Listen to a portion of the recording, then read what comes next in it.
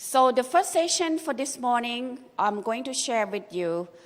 biblical and theological foundation for family ministry. ဒီမနေ့ကျွန်တော်ပထမဆုံးလေ့လာဖို့ရန်အတွက်ဒီမှာစာတမ်းထိုးတဲ့အတိုင်းကျွန်တော်တို့ဒီမိသားစုသာသနာနဲ့ပတ်သက်ပြီးတော့ကျမ်းစာထဲမှာဘယ်လိုရှိလဲကျွန်တော်တို့ရဲ့ theology ဆိုပြီးတော့ဖခင်ရဲ့အသွင်သင်ချက်မှာဘယ်လိုရှိလဲဆိုတာကျွန်တော်ဆွေးနွေးဖို့ဖြစ်ပါတယ် And I am so glad that she has invited not only the family ministry directors from the missions, but also I assume you are pastors, right? ဒီမှာဆွေးနွေးဆရာမကြီးအနေနဲ့ဒီလိုမျိုးကျွန်တော်ဖိတ်ခေါ်ရအထူးသဖြင့်အမျိုးသမီးအကြီးအကဲဒီပဲမကဘဲနဲ့ကျွန်တော်ပါစတာများကိုလည်းဖိတ်ခေါ်တဲ့အတွက်ကြောင့်အထူးကျေးဇူးတင်ပါတယ် Because when we go about this training, you will realize that it's the job of the pastor as well. ဒီမှာဆွေးနွေးကျွန်တော်တို့တင်တန်းကိုပို့ချရတဲ့ဒါကအမျိုးသမီးများမကဘဲနဲ့ဒီကျွန်တော်ချက်ပါစတာဒီပါစတာများကအမတမကြီးလေးတဲ့တာဝန်ရှိတဲ့အကြောင်းနဲ့ပုံမူပြောတတိထားမိမှာဖြစ်ပါတယ် To bring hope, reconciliation, and healing not only to the broken families, but also to the broken souls.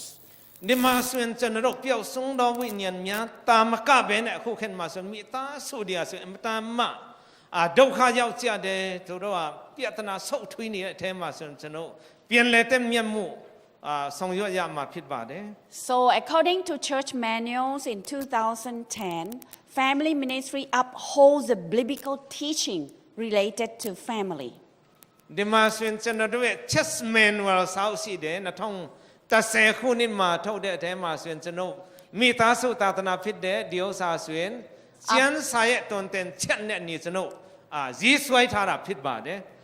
It seems like he speaks more powerfully than me. I like that, Pastor. စကားပြန်တော့တန်ပူချေတယ်တဲ့ And lifts up God's ideal family living. ဒီမှာဆွေးနွေးကျမ်းစာထဲမှာဆွေးနွေးဖယားကကျွန်တော်ဘယ်လိုဖြစ်စီခြင်းလဲဆိုတာကျွန်တော်ကျမ်းစာထဲကနေပုံမူပြီးတော့သိဖို့လေ့လာဖို့ဖြစ်တယ် Brings an understanding of the brokenness experienced by individuals and families. ကျွန်တော်တို့ရဲ့ဒီလောကမှာဆွေးနွေးကျွန်တော်လူတိုင်းရဆွေးနွေးအားနေကြတယ်မိသားစုတိုင်းရလဲပြဿနာရှိကြလို့ဒီအမတန်မှအရေးကြီးတယ်မိသားစုသာသနာ Fosters reconciliation between the generations. ဒီမှာဆွေးနွေးကျွန်တော်တို့ဒီပြည့်စည်နေကျွန်တော်မိသားစုကအကွဲပြဖြစ်တဲ့အခါပြန်လဲတင့်မြတ်ဖို့အရေးကြီးတယ် And extend hope and support to those who need them.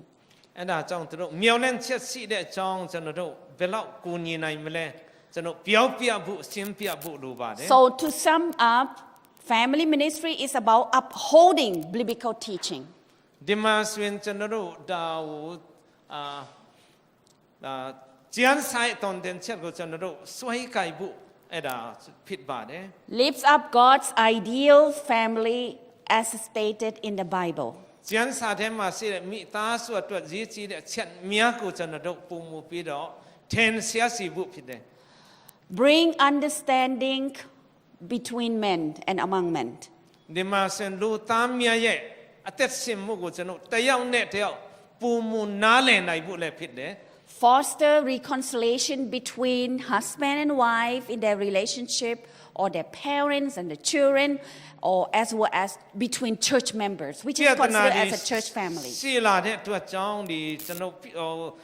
အဖေနဲ့အမေကြားမှာကလေးတွေကြားထဲမှာအတင်းတို့အတင်းသားများထဲမှာဆိုရင်ကျွန်တော်တို့ပြန်လဲဆေးလုံးမှုရှိအောင်ကျွန်တော်တို့အဲ့ဒါအရေးကြီးတယ် So when we talk about family ministry, we are not just focusing on, the marriage relationship. ကျွန်တော်တို့မိသားစုသာသနာပြောတဲ့အခါကျတော့လင်းနဲ့မယားကြားမှာဘယ်လိုဆိုပြီးအဲ့လောက်နဲ့ပဲမပြီးဘူး But we are also focusing on the church families, the relationship between members of the church. အဲ့ဒါထက်ပုံမူပြောကျေပြန့်ပြောကျွန်တော်ကြည့်တဲ့အခါကျတော့အတင်းတို့အတင်းသားများနဲ့အတင်းလူကြီးနဲ့အတင်းသားများနဲ့အဆိုင်ဖြန့်ကျွန်တော်တို့မိသားစုလို့ကျွန်တော်ကြည့်ရမှာဖြစ်ပါတယ် That's why my job was not just training and giving seminar, but we are also looking at how we can promote unity and reconciliation between church members. ဒါကြောင့်ကျွန်တော်မိသားစုတာမကဘဲနဲ့အတင်းတော်ထဲမှာ ပူပြီးတော့ဘယ်လိုဆေးလုံးမှုရှိနိုင်မလဲဆိုပြီးတော့ကျွန်တော်တို့ကျမမှာနဲ့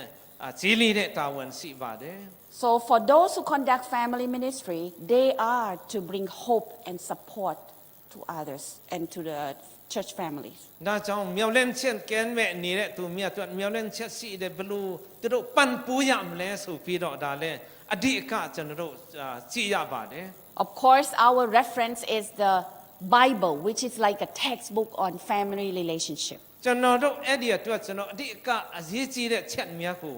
ကျမ်းစာထဲမှာတာတယ်ကျွန်တော်တို့ကအဓိကရှင်းပြရပါတယ် And there are several motifs found in the scripture that can serve as a pillar of family ministry. နာကြောင့်ဒီမိသားစုသာသနာအတွက်အရေးကြီးတဲ့အဓိကကျမ်းပိုက်တရားဆိုရင်ဒီတမန်ကျမ်းစာထဲမှာအများကြီးရှိပါတယ် So we are going to look at the biblical theology of the family this morning. ဒီမှာဆိုရင်ကျွန်တော်ကျမ်းစာထဲမှာရှိတဲ့ဒီမိသားစုသာသနာကြောင်းကိုစတင်ပြီးတော့လေ့လာကြပါစို့ And what are the areas that serve as a pillars of the family ministry? အဲ့ဒါကိုကျွန်တော်တို့ကြည့်တဲ့အခါကျတော့တကက်ဒီဖြစ်လာဆိုပြီးတော့ဗာဒီလိုမျိုးတိုင်လိုပဲအုတ်တိုင်းလိုပဲအရေးကြီးတဲ့အချက်များကိုကျွန်တော်လေ့လာမြတ်ဖြစ်ပါတယ် Like a foundation of the အုတ် family မြစ် ministry. လို့ပြောလို့ရပါတယ်ဒါ And so the Bible as a textbook on family relationship talks about different directives. ဒါကြောင့်ကျမ်းစာထဲမှာကြည့်တဲ့အခါကျတော့ဒီလိုနည်းနဲ့အမျိုးမျိုးနဲ့နီးလန်းပေါင်းဆောင်နဲ့ကျွန်တော်တို့ရှင်းပြထားပါတယ် So how we relate, which is relational. ပြီးတော့ကျွန်တော်တို့ကဘယ်လိုနံပါတ်1တော့ကျွန်တော်တို့ကဘယ်လိုဆက်သွယ်မှုရှိလဲလိုချာမိသားစုအကျဲထဲမှာဆိုရင် We also need to understand and keep in mind that we are looking at the law of probabilities. ဒါကြောင့်ကျွန်တော်စိတ်ထဲမှာပေါ့ကြည့်ရမလဲဆိုတော့ကျွန်တော်တို့စိတ်ထဲမှာဖြစ်နိုင်တဲ့တွေ့နီလန်ဥပဒေဖြစ်နိုင်ပါတယ်ဖြစ်နိုင်တဲ့အရာမျိုးကိုကျွန်တော်တို့က You know, in many situations, we are looking at the probability with the understanding that it's not 100%. ဒါဖြစ်နိုင်တယ်ဆိုပြီးဖြစ်နိုင်တဲ့နီလန်မျိုးလို့ပြောတဲ့အခါကျတော့တရားရာခိုင်နှုန်းတော့မရှိဘူးတခါတလေဇော့နေတတ်တယ်အနည်းငယ်အဲ့ဒါကြောင့်ဖြစ်နိုင်တဲ့အရာများလေ့လာခြင်း But the law of probability says that if you do this, most likely this will happen. This will be the result of what you have done. အဲ့ဒါဖြစ်နိုင်တဲ့နီလန်ဥပဒေတာနဲ့ကျွန်တော်ကြည့်တဲ့အခါကျလှုပ်ဆန်းကြည့်ပါစမ်းကြည့်ပါလုံးမယ်ဆိုရင်ဖြစ်လာမယ်ဆိုပြီးတော့ကျွန်တော်တို့ What I'm saying စိတ် is ထဲမှာပေါ်လာမှာ because human beings are very fluid, we cannot really understand the mind of people. ဒါကြောင့်ကျွန်တော်တို့ကလူသားတွေဖြစ်တဲ့အခါကျတော့လူတဦးတယောက်ရဲ့စိတ်နီသဘောထားနဲ့ကျွန်တော်တို့ကနားမလည်နိုင်ဘူးကျွန်တော်တို့က I have been counseling a couple, and the pastor and the wife, they are actually having some problem in their relationship. တခါကျတော့ဆီယမကြီးကပါစတာနဲ့သူ့ရဲ့မိန်းမနဲ့ပြဿနာနည်းငယ်ရှိတော့သူလည်းသူတို့အကြံပေးရပါတယ်ဆုံးမရပါတယ် And then it seemed like they wanted to reconcile. သူတို့နှစ်ယောက်စလုံးကတော့ပြန်လဲပြီးတော့သူအဆင်ပြေဖို့တော့နှစ်ယောက်စလုံးကကြိတ်တယ်နှစ်ယောက်စလုံးက As we listen to both sides. အဲ့ဒါနဲ့ဒီကလည်းပြောတယ်ဒီကလည်းပြောတယ်နားထောင်ရတယ် But when we ask for the confrontation, for them to sit down and face each other, ဒါနဲ့ထိုင်ပါအောင်ဆိုပြီးတော့တယောက်နဲ့တယောက်မျက်နှာကြည့်ပြီးတော့တယောက်ပြီးတယောက်သူတို့စကားပြောခိုင်းပြီးတော့သူတို့ပြောတဲ့စကားကိုဆီယမကြီးကနားထောင်တယ် and pour out their hearts and their frustration, their pains. ဖြစ်ပြခဲ့တဲ့မြတ်ကိုသူတို့အာရပါရနဲ့သူတို့ပြောပြတယ်တဲ့အတွေ့အကြုံသူတို့ခက်ခဲ But တဲ့အရာ the wife said, "No, I am not interested to come." အဲ့ဒါနဲ့ပြောရင်ပြောနေမြို့သားပြောတဲ့အခါကျတော့မြို့သမီးကျတော့ဒါတည်းကစိတ်မဝင်စားဘူးဆိုပြီးတော့အဲ့လိုမျိုးသူ့ရဲ့စကားနဲ့ပတ်စပ်နဲ့ပြောလာတော့တယ် Because she is already having someone else. အဲ့ဒါနဲ့သူဘာဖြစ်လို့လဲဆိုတော့သူ့မှာပြဿနာရှိနေလို့ဖြစ်ပါတယ် So sometimes, in the relationship, there is some things hidden that we will never know. But what we try is we try our best. We try to do what we can. ကျွန်တော်တို့လည်းအားလုံးကျွန်တော်တို့မလို့တတ်တော်လည်းပဲကျွန်တော်ပါစတာများဆရာမကြီးမြတ်နေနဲ့ကျွန်တော်အသက်နိုင်ဆုံးကျွန်တော်ဖြစ်တာနေသူတို့ကိုညီတယ်သူတို့ပြန်လဲတက်မြအောင်စူးစမ်းခြင်းဖြစ်ပါတယ် We also will see the example narratives in the Bible as well as learn from Song of Solomon. ကျွန်တော်တို့ဒီရှင်ဘုရင်ဆောလမုန်ကျောင်းနဲ့ပတ်သက်ပြီးတော့ကျွန်တော်တချို့ကျွန်တော်သိခဲ့ပါတယ် God's words can be applied to generic or specific purpose. ဒီမှာဆိုရင်ကျွန်တော်နှုတ်ကပတ်တော်အားဖြင့်ကျွန်တော်တို့ဒါအဓိကစီခံပြီးတော့ကျွန်တော်သူတို့ကိုလမ်းပြဖို့တုံတင်ဖို့ဖြစ်တယ် So when he speaks, we really need to understand what he meant. သူပြောတဲ့အရာတွေကိုကျွန်တော်တို့ဘာကိုဆိုလိုတယ်လဲဆိုပြီးတော့ဆိုလိုတဲ့အကြောင်းရင်းကိုကျွန်တော်နားလည်ဖို့အရေးကြီးတယ် In the relational directives, God may speak in general. ဖခင်ကကျွန်တော်ပြောတဲ့အခါကျတော့တမန်ကျမ်းစာထဲမှာဆိုရင်လူအားလုံးကတွတ်ကောင်းတဲ့လူဆိုတဲ့လူရှိသမျှလူတွေတွတ်ခြုံပြီးတော့ပြောတာဖြစ်ပါတယ် For example, in Matthew chapter 7, verse 12 says, do to others what you would want them to do unto you. ဒါကြောင့်မတဲ့အခန်းကြီး9အငယ်7နှစ်မှာကျွန်တော်ကြည့်တဲ့အခါကျတော့ကိုယ်၌ပြုစီလိုသမျှအတိုင်းသူတပား၌ပြုလောဆိုတဲ့အရာဆွေကျမ်းချက်ကျွန်တော်တွေ့ရပါတယ် So when you say others, you don't know who are. Actually, it covers every individual that သူ are တ your ပားလို့ neighbors. ပြောတဲ့အခါကျတော့လူတဦးတယောက်ကိုပြောလို့မရတော့ဘဲနဲ့လူဒီအချမ်းလူဒီဖြစ်သွားတဲ့အားလုံးကလူဖြစ်တဲ့အတွက်ကြောင့်သူတပားကအဲ့ဒီနေရာမှာအားလုံးပါဝင်သွားတယ် It can be applied to your spouse, to your children, to your parents, or to your neighbors. သူတပားနဲ့ဆိုတဲ့အခါကျတော့ကိုယောက်ျားကိုမင်းမလည်းဖြစ်နိုင်တယ်ကိုသားသမီးလည်းဖြစ်နိုင်တယ်အင်နီနာချင်းလည်းဖြစ်နိုင်တယ်ဟိုမှာလမ်းမှာတွေ့တဲ့လူတယောက်တောင်မှဖြစ်နိုင် But God sometimes give us specific instruction. တခါတလေကျတော့ဖခင်ကဒါထက်ပိုပြီးတော့အသေးစိတ်ကျွန်တော်တို့ပြောတဲ့အချိန်တွေလည်းရှိတယ် He really meant for a particular relationship. ဒါကြောင့်ကျွန်တော်တို့ကဒါထက်ပိုအရေးကြီးတဲ့ဆက်သွယ်မှုဆက်ဆံမှုရှိဖို့လဲလိုချင်ပါတယ် For example, married couples, parent, children, neighbors, as we have mentioned. အဲ့ဒီကြားထဲမှာဆိုရင်ခုနကပြောတဲ့အတိုင်းမိသားစုမှာသားသမီးမှာအင်နီနာချင်းမှာဖြစ်တယ် So let me test you. Let me test you. တခုစမ်းကြည့်ရအောင်တဲ့ Is the Bible verse I'm going to say general, apply to all population, or specific? အခုကျွန်တော်ဆရာမကြီးကဘာမင်းလဲဆိုတော့ဒီကျမ်းချက်ကိုပြောမယ်ပြောတဲ့အခါကျတော့ဒါကအားလုံးကတွတ်လို့အားလုံးကတွတ်ခြုံပြောတာဖြစ်ပါတယ်ဆိုပြီးတော့နံပါတ်1နံပါတ်2မှာကျတော့အားလုံးကတွတ်မဟုတ်ဘဲနဲ့တဦးတယောက်ကိုအဓိကရည်ညွှန်းပြီးတော့ဆိုလိုတာဖြစ်ပါတယ်ဆိုပြီးတော့မိခေါနာနှမျိုးနဲ့စားလာမှာဖြစ်ပါတယ် So when we say specific means it's just specifically meant for your spouse, meant for your children, or meant for your neighbor. ဒုတိယတစ်ခုပြောတဲ့အခါကျဒါကမင်းငါရဲ့မင်းမောက်ဆိုလိုတာဖြစ်ပါတယ်ငါရဲ့ကလေးတွေကိုဆိုလိုတာဖြစ်ပါတယ်ဆိုရင်တော့ဒါကအခုနတို့ပြောတဲ့အတိုင်းပဲ specific ဆိုပြီးအဓိကတဦးတယောက်ကိုဆိုလိုတာဖြစ်တယ်ဆိုပြီးကျွန်တော်ဇိုဆရမှာဖြစ်ပါတယ် So God said, love your neighbors as yourself. Is it general or specific? ဒီပထမကျမ်းချက်ကျွန်တော်တို့ကိုချစ်တယ်လို့သူမျိုးနဲ့ချစ်ရမယ်ဆိုတဲ့အခါကျတော့အခုနပြောတဲ့ဥစ္စာ general ဖြစ်မလား specific ဆိုပြီးတဦးတယောက်ဖြစ်မလား Amia? Hola. အမြာကိုဆိုလိုတာ general လို့ပြောချက်တယ် It is what? Yes, Siama said general. ဆရာမအေးပြောတယ်လို့ပဲဒါ general အားလုံးအတွက်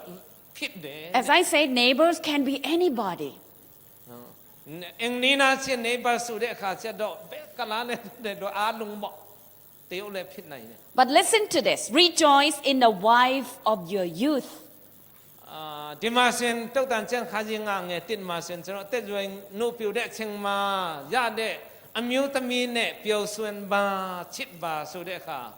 အဲ့ဒါပါဖြစ် Is it general or specific? general specific လားတဲ့ So you say specific. To whom? betu atuat le specific suen betu atuat le How you have to relate to your da wife. chong ku ye meng mau chi ya ku meng ma ku ben no a chia mau ben ne ta yau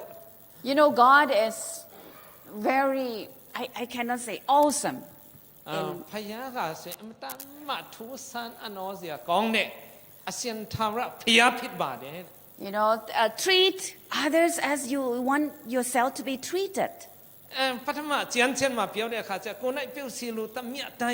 ตูตะปาในเปียวหล่อสุปีรอชงปีรอทาเลเปียวบาเลย Because your wife is considered part of your body. บางเพียงโลเลสุดอกจนเรอเมียงมาดิจนมิวตาดิสุดจนเรขันดากูเยอาศัยไปตะกูดู And ตะบอทาพิบา rejoice in your wife. ดิมาสดาจังกูเยเมียงมากูชิดบาตัวกูเจนิดเต็ดบาตัวในวันตาบาสุเปียวเปียวเด Also rejoice in your husband. น่าทุนี้ละกองแบบกูเยมิวตากูชิดบาเจบาตัวเนี่ยเปียวส่วนบาสุเปียวเปียวบา Because he or she is part of you. ดาค่ะจนรู้ขันดากูเยอาศัยไปลูพิดบาเด It's impossible for your entire body that you hate one part of your body. น่าจ้องจนรู้ขันดากูอาลุงตะลุงตะบัวทาบุอาศัยไปนักกูทาลงไม่ยาว Whatever is given to us is a gift from the Lord. น่าจ้องจนรู้พอมาปีเดียยามยาส่วนพยาเสียนเสียนี่ลาเดตะเรนสกามีพิดบาเด Okay, last one. These commandments that I give you today are to be upon your heart, impress them on your children, talk about them. เดียยามยากูปีเนียติเจียนแทมาปีทาเดียยามยากูใส่นลงทาตาแทมาตูมีทาบาเดแต่เยกะลิมยากูเปียวเปียบาตนเต็นบาสุปีรอดีเตียหอจะเจียนอาคารเช่าเนี่ยคนนี้มาจีเดเดดาอาลุงชงปีรอเปียวราพินเมลามีตาสุกูอติเสเปียวราพินเมลา So, is it general or specific? general ลา specific ลาเนี่ย Huh? นอกจากเขาจะนกปูเสียนองปีเนียติเจียนเมียกูเสนลงตาแทมาตูมีทาบะแต่เยตาตมีเมียกูเองได้ไทยได้ขาบะเป็นล้านไม่ตัวเด็ดเปียวเปียบาเอ็ดา Wow, what is baobia? What is baobia? Huh? Teach. Oh, very good. Very powerful preacher. And so, specific to whom? ดา How do you relate to your children?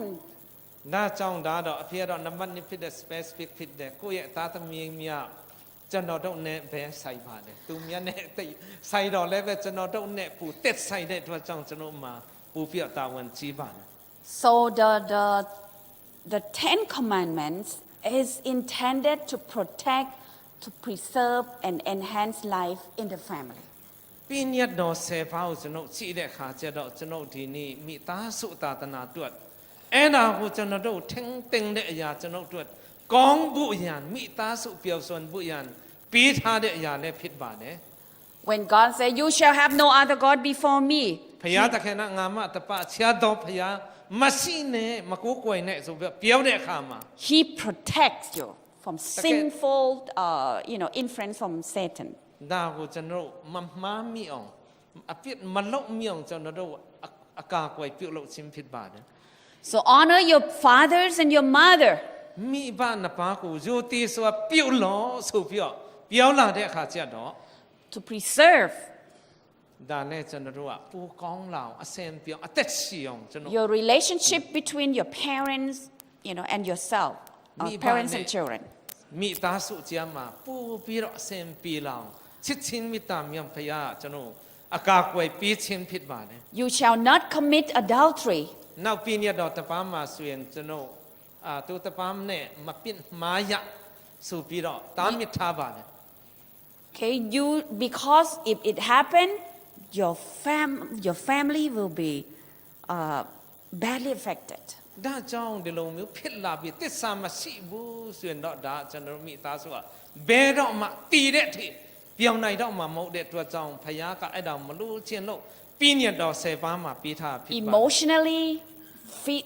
physically, and spiritually. จะนด้วยวิญญาณจีมาขันดากูไปใส่ยามาใส่ไปใส่ยามากงลง ထိသွားမှာဖြစ်ပါတယ် Or even, you shall not covet your neighbor's wife. ပြီးတော့နောက်တစ်ခုမှာဆိုရင်ကျင့်ရဲ့အင်းနီးနာချင်းရဲ့ဇနီးကို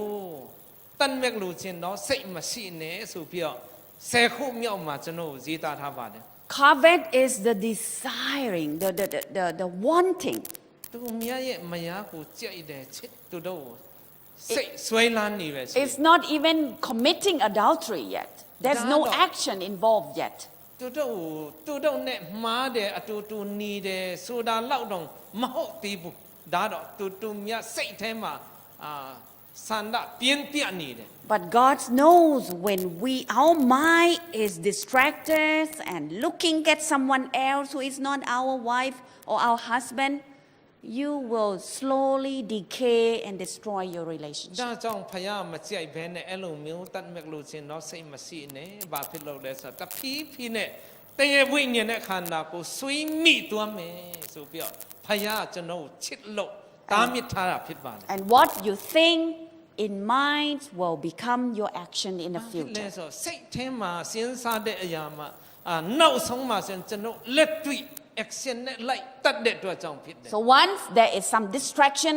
bring your attention back. အဲ့ဒါကြောင့်ဒီလိုမျိုးဖြစ်တဲ့အခါကျတော့ဖြစ်လာပြီဆိုဖယားမကြိုက်ဘူးဆိုပြီးတော့ဒါကိုကျွန်တော်ချက်ချင်းပြန်ရုပ်သိမ်းဖို့ဖြစ်ပါတယ် Look at your wife's face and your children, your family, your church member. You know, these things actually help guard ourselves. အဲ့ဒီချိန်မှာဆိုရင်ကျွန်တော်ရဲ့မိသားစုကလေးတွေရဲ့မျက်နှာမင်းမရဲ့မျက်နှာကိုယ့်ယောက်ျားမျက်နှာတဲတာမျက်နှာချက်ချင်းကြည့်ပြီးတော့ကျွန်တော်တို့ဖယားတရားဆွဲခိုင်ဖို့ဖြစ်ပါတယ် Because our mind is so easy to admire somebody, to like somebody, to develop fondness towards ဒါ somebody. ကြောင့်ဒီနောက်ကျွန်တော်စိတ်ကိုထင်းဖို့ဆိုအမတန်မှခက်ခဲတယ်တဲ့ဒါကသူမြောက်ကြိုက်လွယ်တယ်စိတ်ဆိုးလွယ်တယ်စိုက်ဖြင့်ဒါကကျွန်တော်တို့တအားလက်ဖြတ်တတ်တယ် You know, my husband travel a lot. ဆရာကြီးကမကြာခဏဆိုတယ်လို့သူရဲ့ယောက်ျားဥက္ကဋ္ဌကြီးခကြီးတွားတယ် Sometime in 1 month, we see each other, you know, for 1 week. တခါတည်းတလလုံးတော့မှသူယောက်ျားနဲ့တွေ့တာတပတ်လောက်ပဲရှိတယ် Because I also travel. ဘာလဲဆရာမလည်းခကြီးထွက်တယ်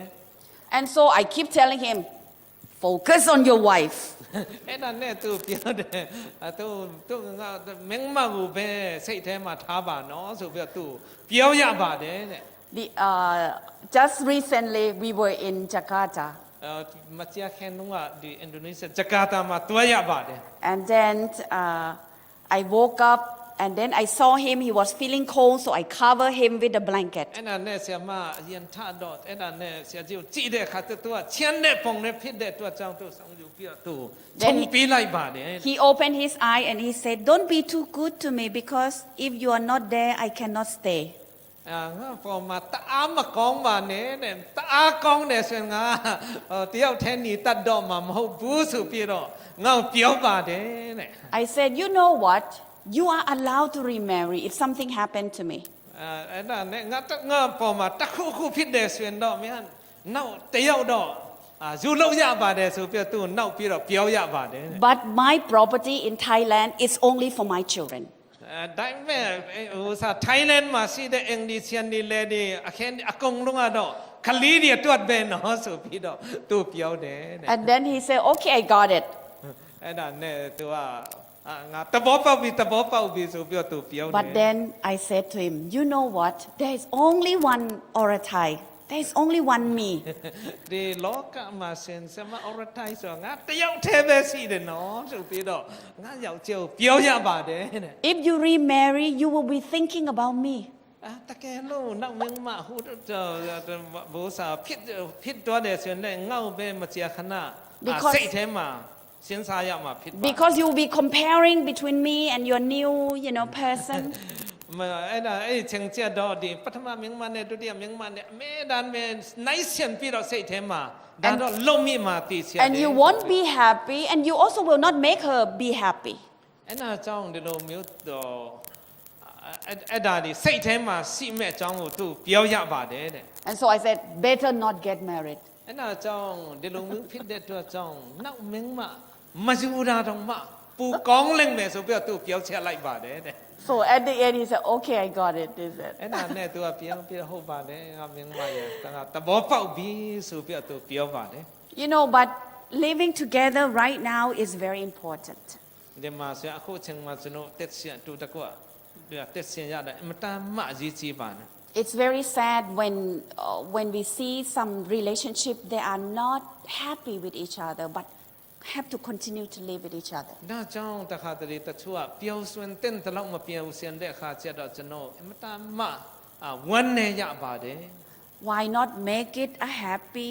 relationship? ဘာဖြစ်လို့ကျွန်တော်ဒီမိသားစုချင်းလင်းထဲမှာဆိုရင်ကျွန်တော်ပျော်ရွှင်နဲ့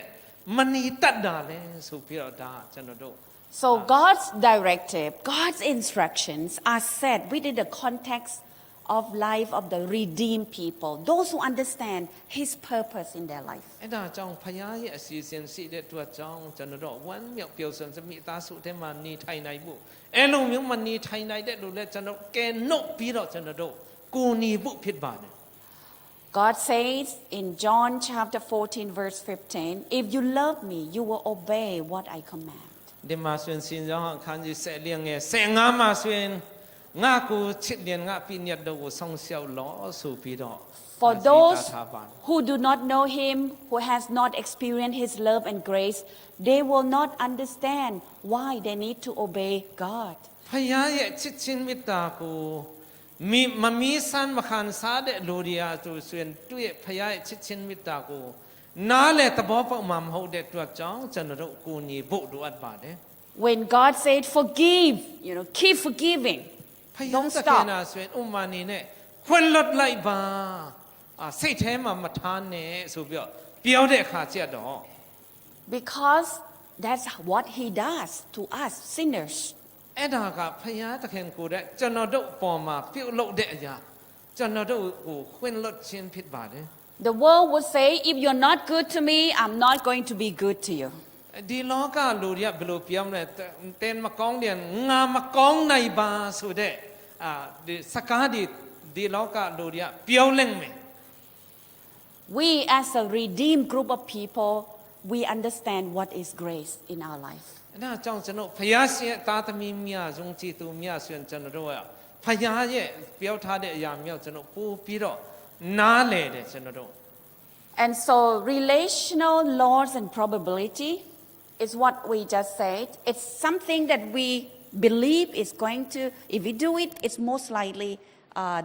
the desirable outcome will happen. ဒါကြောင့်ခုနကတော့ကျွန်တော်အစမှာကျွန်တော်စကားကြီးမှာပြောတဲ့အတိုင်းပဲကျွန်တော်လုံမယ်လှုပ်ဆန်းကြည့်မယ်ကြိုးစားမယ်ဒီမှာဖြစ်ပေါ်လာမယ်ဆိုတဲ့မြော်လင့်ချက်နဲ့ကျွန်တော်တို့အသက်ရှင်ဖို့ဖြစ်ပါတယ် Talking about people's mind and even how the brain functions, if you instill sense of emotional response with a good input to the brain, the good output will come out. ဒါကြောင့်ဒီကျွန်တော်လူသားမြတ်ရဲ့အုံနောက်ကိုစမ်းစစ်တဲ့အခါကျတော့ကျွန်တော်ဒီမှာကောင်းတဲ့အရာများနဲ့ကျွန်တော်ဒီလိုမျိုးထည့်ထားမယ်ဆိုရင်ကောင်းတဲ့အရာတွေကထွက်လာမယ်အကောင်းထွက်လာမယ်ဆိုတဲ့အရာနဲ့ရှိပါတယ် That's why sometimes we wonder how come very short and not a very good looking man can get a very beautiful and tall girl. တခါတလေကြတော့ဒါကြောင့်တတိထားမိမယ်တချို့လူတွေကဒီလောက်အယုံမချောဘူးတော့လည်းပဲဘယ်လိုလုပ်လဲမသိဘူးမင်းမယူတဲ့အခါကျအမတန်မှချောတဲ့အမျိုးသမီးတွေရတတ်တယ် And I also have seen very handsome man and then married to someone, she's really a very ordinary girl. ခါတလေကြတော့အမျိုးသားမျိုးတွေချောလိုက်တာခန့်လိုက်တာတော့လည်းပဲတကယ်လက်ထပ်လိုက်တဲ့အခါကျတော့ဒီလောက်ဘယ်လိုပြောမလဲတိတ်မချောတဲ့အမျိုးသမီးတွေလည်းလက်ထပ်တတ်ပါတယ် So when the heart is touched, it's no longer what you really look outside. ဒါကြောင့်ကျွန်တော်တို့ရဲ့နှလုံးသားကိုတုတ်ထိလိုက်ပြီဆိုရင်တော့ဒီကကျွန်တော်တို့ရဲ့စိတ်နှလုံးသားလည်းတခါတလေမခံနိုင်တော့ဘူးဒါလည်းရှိပါတယ် When my husband first saw me, he said I was in high school. ကျွန်တော်မျိုးသားနဲ့ပထမဆုံးတွေ့တဲ့အခါတော့ဆရာမဒီအထက်တန်းကျောင်းသူလေးပဲဖြစ်ပါတယ်တွေ့ချင်းမှာ And so many years later, I asked him, "What did you see in me?" အဲ့ဒါနဲ့ကြာလာတဲ့အခါကျတော့သူပြန်မေးရပါတယ်ပထမတွေ့တဲ့ချိန်မှာငါမျက်နှာငါခန္ဓာကိုယ်ဘာကိုတွေ့လို့လဲဆိုပြီးတော့သူမေးရပါတ So ယ် I asked him, "What was your first impression when you saw me?" ငါကိုတွေ့တာနဲ့ငါ့ကိုဒီလိုမျိုးစိတ်ဆွဲလန်းစီအောင်ဘာကစိတ်ဆွဲလန်းစီလဲဆိုပြီးတော့သူမေးရပါတယ်တဲ့ And then he turned, he looked at me. အဲ့ဒါနဲ့ငါ့ကိုကြည့်ပြီးတော့ You know, this girl is cute, but she's a bit too dark,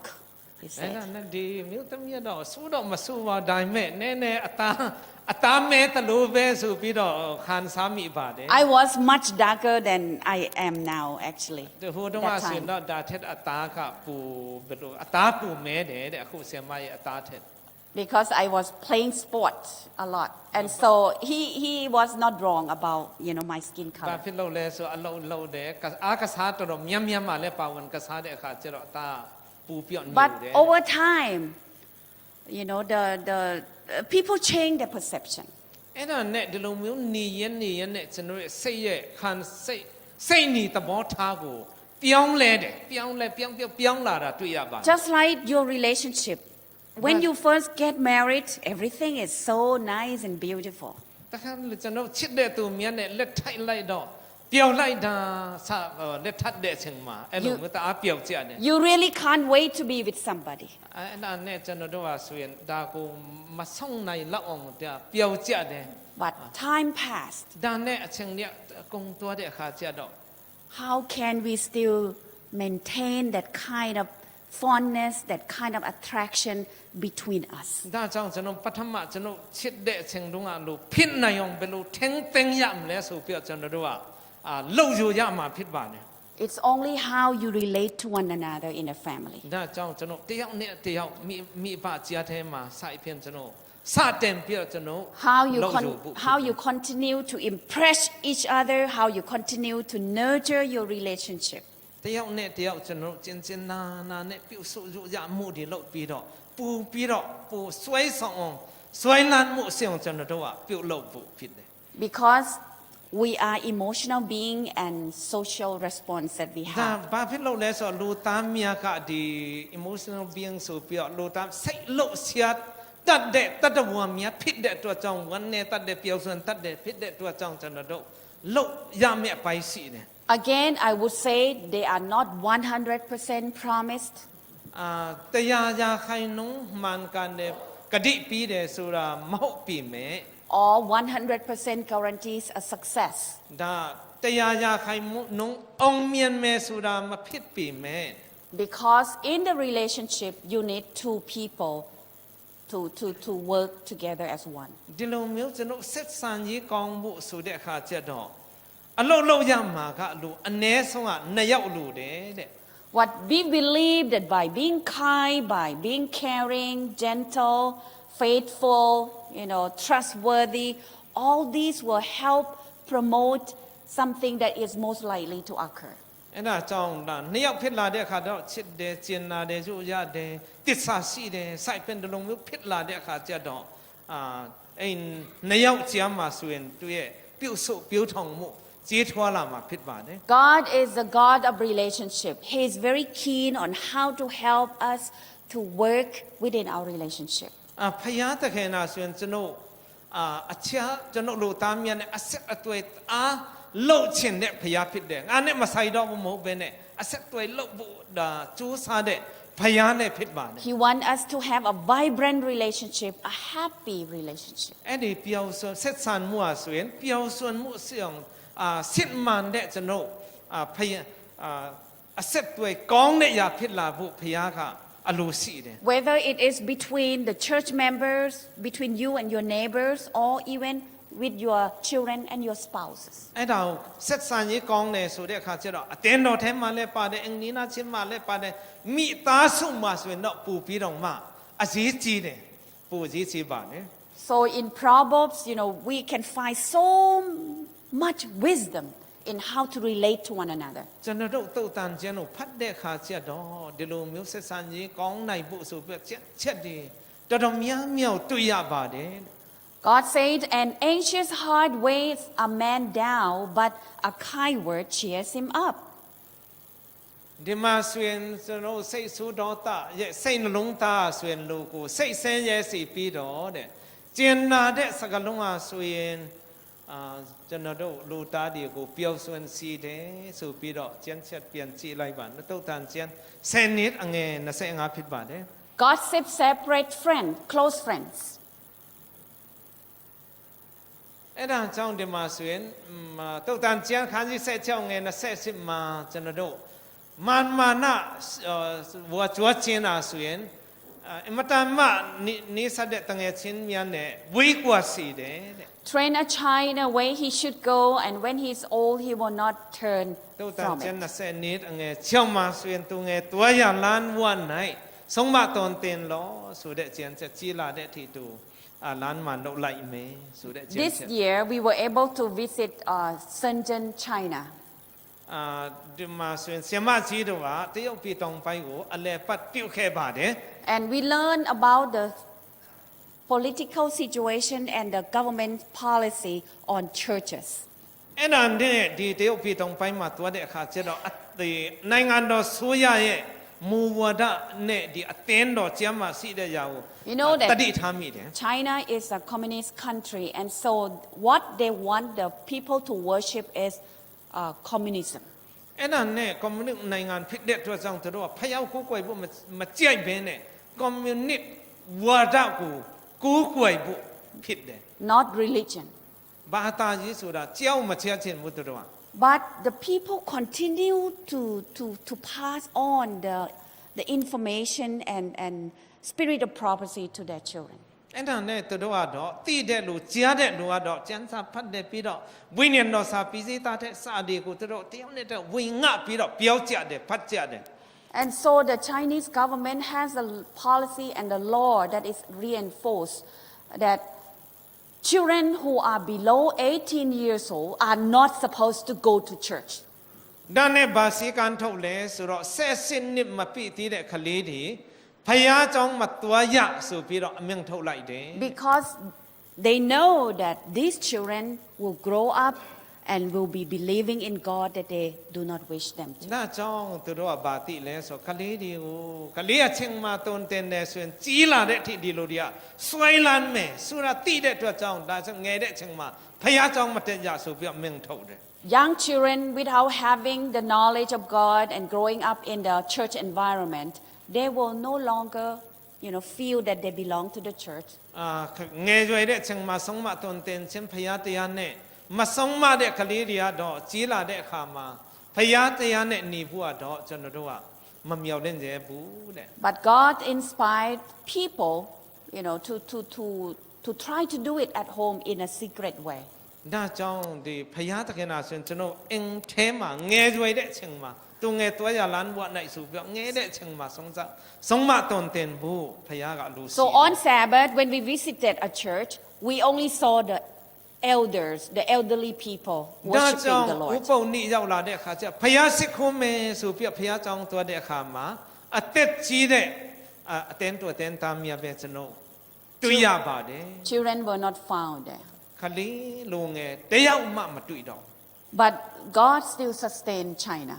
တော့လည်းပဲဖယားကအဲ့ဒီတရုတ်ပြည်ကိုဆက်လက်ဖယားကကောင်းချီးပေးတော့မယ် So people try to find different ways to အဲ့ဒါ educate နဲ့ their ဖြစ် children. နိုင်တဲ့နီလန်းကိုသူတို့ရှာပြီးတော့ဒီလူတွေကိုဘယ်လိုတွန်းတင်မလဲဆိုပြီးတော့ဖြစ်နိုင်တဲ့နီလန်းတွေသူတို့ရှာဖွေကြပါလေ God also teach us through the parables, through the narratives in the Bible. အဲ့ဒါနဲ့ကျွန်တော်တို့ပုံမနားလည်နိုင်အောင်ကျမ်းစာထဲမှာလည်းတရကပုံပြန်လျာမြာဖြင့်ကျွန်တော်တို့တွန်းတင်ခဲ့ပါတယ် So all the parables we learn, in the Bible, especially the teaching of Jesus, give different lessons to people of all ages. ခရစ်တော်ပြောခဲ့တဲ့ပုံပမာဒီအားလုံးလိုလိုဆိုရင်ကျွန်တော်တို့သင်ခန်းစာပေးတဲ့အရာများဖြစ်ပါတယ် You talk about Bible character Ruth. What came to your mind? ဒါကြောင့်ကျွန်တော်အဖအစတုန်းကပြောတဲ့အခါကျတော့ကျမ်းစာအခြေပြုတ်ဆိုပြီးတော့ကျွန်တော်တို့စခဲ့တယ်လို့ကျွန်တော်စိတ်ထဲမှာပါဒီဝင်လာတယ် How she relate to her family. ကျွန်တော်တို့မိသားစုမှာဘယ်လိုကျွန်တော်တို့အတားကိုကျမ်းစာဖြင့်ကျွန်တော်ဘယ်လိုအသုံးပြုနိုင်မလဲ And Song of Solomon ဒီမှာဆိုရင်ဆောလမန်တခြင်းထဲမှာကျွန်တော် is how the human bonding represent God's bonding with his children. အဲ့ဒါကိုကျွန်တော်အချစ်သူနဲ့သူ့ရဲ့အချစ်နဲ့ကျမ်းမှာရေးသားထားတော့လည်းပဲဒီထဲမှာဆိုရင်ဖယားသခင်နဲ့သူ့ရဲ့လူများဆိုပြကျွန်တော်တို့နိုင်ရှင်ကြည့်လို့လည်းရပါတယ် God wants us to be delightful in our marriage. ဒါကြောင့်ကျွန်တော်ဒီမိသားစုဝင်မြတ်နေနဲ့ကျွန်တော်မိသားစုမှာလည်းမရကျမ်းမှာဆိုရင်ကျွန်တော်ပျော်ရွှင်စွာနေနိုင်ဖို့ပျော်ရွှင်တဲ့မိသားစုဖြစ်ဖို့ဖြစ် He wants us to be happy between each other in the church family. ထိုနည်း၎င်းပဲဒါထက်ပုံမကျပြန်ပြအသင်းတော်ဖြစ်လာတဲ့အခါကျတော့အားလုံးကဆိုရင်စီစီလုံးနဲ့ပျော်ရွှင်နိုင်ဖို့လည်းဖယား And လို့ he also wants us to be joyful with him. ဒီမှာဆိုရင်ကျွန်တော်ဝမ်းမြောက်ပျော်ရွှင်နိုင်ဖို့ဖယားလို့ရှိတယ် And so let me give you a diagram that will help us to understand better. ဒီမှာဆိုရင်ပုံမရှင်းလင်းစွာနားလည်နိုင်ဖို့ဒီစစားလေးနဲ့ဒီအကွက်လေးနဲ့ရှင်းပြလိုပါတယ် God created the world. He created Adam and Eve. ဖယားကအရာခတ်တင်ဖန်ဆင်းတဲ့အာဒံဧဝဖန်ဆင်းတဲ့ You know, being Adam and Eve being together, focusing on working their relationship, without being distracted, is the ideal family living. အဲ့ဒီမှာဆိုရင်အပြစ်မလုပ်ခင်တုန်းကအာဒံနဲ့ဧဝကတယောက်နဲ့တယောက်ချစ်ခင်နဲ့ဘာမှသူတို့ရဲ့စိတ်ကိုအချတနီယာဆွဲမဲ့အရာမရှိခင်တုန်းကဲ့တော့ဖယားလို့ He or she is the only one for me. ဒီမှာအာဒံအတွက်ဆိုရင်ဧဝအတွက်ဆိုအာဒံပဲဒီအခြေအနေမှာဆိုရင်ဖယားလို့ရှိတယ် There are only two of us, husband and wife, in our relationship. ဒီမှာဆိုရင်ယောက်ျားမင်းမရဲ့သူ့ရဲ့ယောက်ျားရဲ့သူတို့နှစ်ယောက်ပဲဒါဖ So ယား how Adam and Eve spend time with each other, it's what the ideal family is. အဲ့ဒါနဲ့သူတို့ဟာဆိုရင်အာဒံနဲ့ဧဝကအဲ့လိုမျိုးကျွန်တော်ဖယားရဲ့အစီအစဉ်အောက်မှာအသက်ရှင်ကြတယ် And so when the relationship turns sour, ဒါနဲ့ဒီဆက်သူတို့ရဲ့ဆက်ဆွမ်းမှုအစပြတ်သွားတဲ့အခါမှာ as you know, Satan distracted Eve, and then she became doubtful in the relationship with God. အဲ့ဒါနဲ့စာတာနာဧဝစကားပြောလာတဲ့အခါကျတော့ဧဝစိတ်ထဲမှာပါဝင်လာလဲဆိုတော့တန်တရားစိတ်ဝင်လာတယ်တန်တရားစိတ် Then she disobeyed. အဲ့ဒါနဲ့နားထောင်မှုမရှိတော့ဘူးဖျားစကားနားမထောင်တော့ဘူး Disobedience has changed the atmosphere and the relationship that she had with အဲ့ God. ဒါနဲ့ဘယ်လိုဖြစ်သွားလဲဆိုတော့နားမထောင်ခြင်းတာဆိုရင်အခြေအနေကိုလုံးဝပြောင်းလဲစီပြီးတော့အလိုလည်းဖြစ်စေခဲ့ပါတယ် And consequently, both Adam and Eve sinned. သူတို့နှစ်ယောက်စလုံးဟာဆိုရင် Sin. နှစ်ယောက်စလုံးဟာဆိုရင်အပြစ်သားများအပြစ်ကျူးလွန်ကြပါတယ် Just think about this. They were living in a perfect place in the Garden of Eden. သူတို့နေထိုင်တဲ့နေရာကိုကျွန်တော်စိတ်ထဲမှာပြန်လဲစဉ်းစားကြည့်နေတဲ့နေရာလုံးဝအပြစ်မရှိတဲ့အတိုင်းအဝိုင်းလေးထဲမှာသူတို့နှစ်ယောက်ပဲနေတာနော် Everything was provided. အားလုံးကသူတို့အတွက်လိုလီသိမှရှောင်းဖယားသခင်ထားပြီးတယ်ပြီးထားတယ် God could visit the garden, have conversation. ဖယားကအလဲပတ်ပြုတ်တယ်ဖယားနဲ့မျက်နှာချင်းဆိုင်တွေ့ကြတယ်စကားပြောကြတယ် But they still အဲ့ဒါတောင်မှနော်ကျွန်တော် disobey and sin. အဲ့ဒါအပြစ်လုံးမိတယ်ဖယားဆိုစကားကိုနားမထောင်ပဲနေမိပါတယ်သူ So when the relationship turned sour, God did not just leave man to die hopelessly. အဲ့ဒီအချိန်မှာဖယားသခင်ကဒီလိုတဲ့ငါစကားနားမထောင်ဘူးတီးပါစီဆိုပြီးတော့မထားခဲ့ဘူးတဲ့ He wanted them to be safe. ဘာပဲဖြစ်ဒီလိုတဲ့ငါကဲမတခုလုံးမရမယ်ဆိုပြီးတော့ဖယားက In your relationship, if your wife, your husband, or your children is actually dying because of sin or some kind of habit, do you have that redemptive intent to save those ကျွန်တော် people? တို့ကကျွန်တော်တခါတလေမိသားစုအတီးတီးမှာမကြုံချင်တော့လည်းပဲပြဿနာတွေရှိလာတဲ့အခါမှာလင်းနဲ့မရကျမသားသမီးမြတ်ကျတဲ့မှာကျွန်တော်ဖယားသခင်စိတ်နေသဘောထားနဲ့ဘာပဲဖြစ်ငါအဖေဖြစ်တဲ့အတွက်ကြောင့်အမိဖြစ်တဲ့အတွက်ကြောင့် ကျူးစားမယ်စီလုံးမှုစီအောင်လုပ်မယ်ဆိုပြကျွန်တော် The desire of God to save Adam and Eve and human is because of the love He has for them. ဖယားကအာဒါနဲ့အဝကိုပြန်လဲပြောက်ကဲတင်ခြင်းနဲ့စိတ်အားဆိုရင်လုံးဝချစ်ခြင်းမေတ္တာမပြောင်းလဲတဲ့မေတ္တာနဲ့ချစ်တဲ့အတွက်ကြောင့် So He wanted to reconcile with His ဒါကို children ပြန်လာဖို့သူ့ကိုပြန်ချစ်ဖို့သူ့လိုပြန်ဖြစ်ဖို့ဖယားလုံးဝ by sacrificing Himself, gave Himself away. ဘာပဲဖြစ်ငါပဲလုံးမဖြစ်မယ်ဆိုပြီးတော့အတိခံပြီးတော့အနစ်နာခံပြီးတော့သူလှုပ်ဆောင်ခဲ့ပါတယ် And we consider this as a Christ ministry which we can pattern after. အဲ့နာကြောင့်ဒီလိုမျိုးဖြစ်လာဖို့ရန်ခရစ်တော်ရဲ့ကျွန်တော်တို့အတွက်အတိခံခြင်းလုပ်တဲ့အထိအတိခံတဲ့အထိကျွန်တော်တို့သူကပြန်လဲပြတ်တင်မြတ်မှုလုပ်ခဲ့တယ် As a result of His sacrifice, there was a sustained loving relationship between God and man. အဲ့လိုမျိုးအတိခံလာတဲ့အခါကျတော့ကျွန်တော်ဖယားနဲ့ကျွန်တော်တို့အကျမ်းမှာပြန်လဲကောင်းမွန်တဲ့ဆက်သွယ်ရေးပေါင်းကူတရာခင်ပြီးခြင်းဖြစ်ပါတယ် And the relationship is restored into the creation intent, the original state when man had no ပထ sin. မမှာအာဒါနဲ့အဲဝပြီးတဲ့အချင်းမျိုးပြန်ဖြစ်လာအောင်ဖယားကကျွန်တော်လုပ်ပြီးခြင်းဖြစ်ပါတယ် So in any relationship, we believe အဲ့ဒါကြောင့်ကျွန်တော်တို့ကဆက်ဆံမှုဆက်သွယ်မှုတိုင်းမှာဆိုရင်ကျွန်တော်တို့ there is nothing that goes beyond forgiveness. ဒါကြောင့်ကျွန်တော်အဲ့ဒါကိုကျွန်တော်ခြုံပြောမယ်ဆိုရင်တော့ခွင့်လွှတ်ခြင်းလားဒါကကျွန်တော်အဆုံးဖြစ်နေတယ် We cannot say to our children, you're hopeless, or our wife or our husband, you are hopeless. ဒါ No. ကြောင့်ကျွန်တော်မိသားစုထဲမှာယောက်ျားကိုမင်းမကိုခလေးတွေကိုမင်းကဘာမှအတုံးမကြည့်ဘူးဆိုပြီးတော့ကျွန်တော်အဲ့လောက်ပြောင်းရလောက်အောင်ကျွန်တော်တို့ဟာဆိုရင်မရှိဘူးတကယ် There is no such comment because you are still there for them. အဲ့ဒါဘာဖြစ်လို့လဲဆိုတော့ကျွန်တော်တို့အိမ်မှာရှိတဲ့အတွက်ကြောင့်ခုနကတော့ကျွန်တော်ပြောတဲ့စကားလုံး Just like how God is still working on us today. ဖယားကဆိုရင်ကျွန်တော်တို့ကဲတင်ဖို့ရန်အတွက်ဒီနေ့အထိငါမောတဲ့ပန်းမလုပ်ဘဲနဲ့ကျွန်တော်တို့မဲတမ်းပဲကျွန်တော်တို့အတွက်လုပ်ပြီးတယ် The Bible says there is no one who is righteous. ကျမ်းစာထဲမှာဆိုရင်တန်ရှင်းတော့ဖြန့်မှတ်တဲ့လူတူတယောက်မြတ်မရှိဘူးလို့ကျမ်းစာပြောပါတယ် But the fact that we are still alive is because of God's grace and His mercy. တော့လည်းပဲဒီနေ့မှာဆိုရင်ကျွန်တော်တို့အားလုံးဟာအသက်ရှင်နေသေးတယ်ဘာဖြစ်လို့လဲဆိုတော့မတန်ရှင်းတော့လည်းပဲဖယားကကျွန်တော်တို့ချစ်နေတော့ပဲဖြစ်လို့ဖြစ်ပါတယ် He's still working on you and me. He's still helping with our ကျွ relationship. န်တော်တို့ကိုနေတယ်ကျွန်တော်တို့မဆတဲ့တဏှာတဲ့ကျွန်တော်တို့ကဲနှုတ်တဲ့အတွက်ကြောင့်ဖြစ်တယ်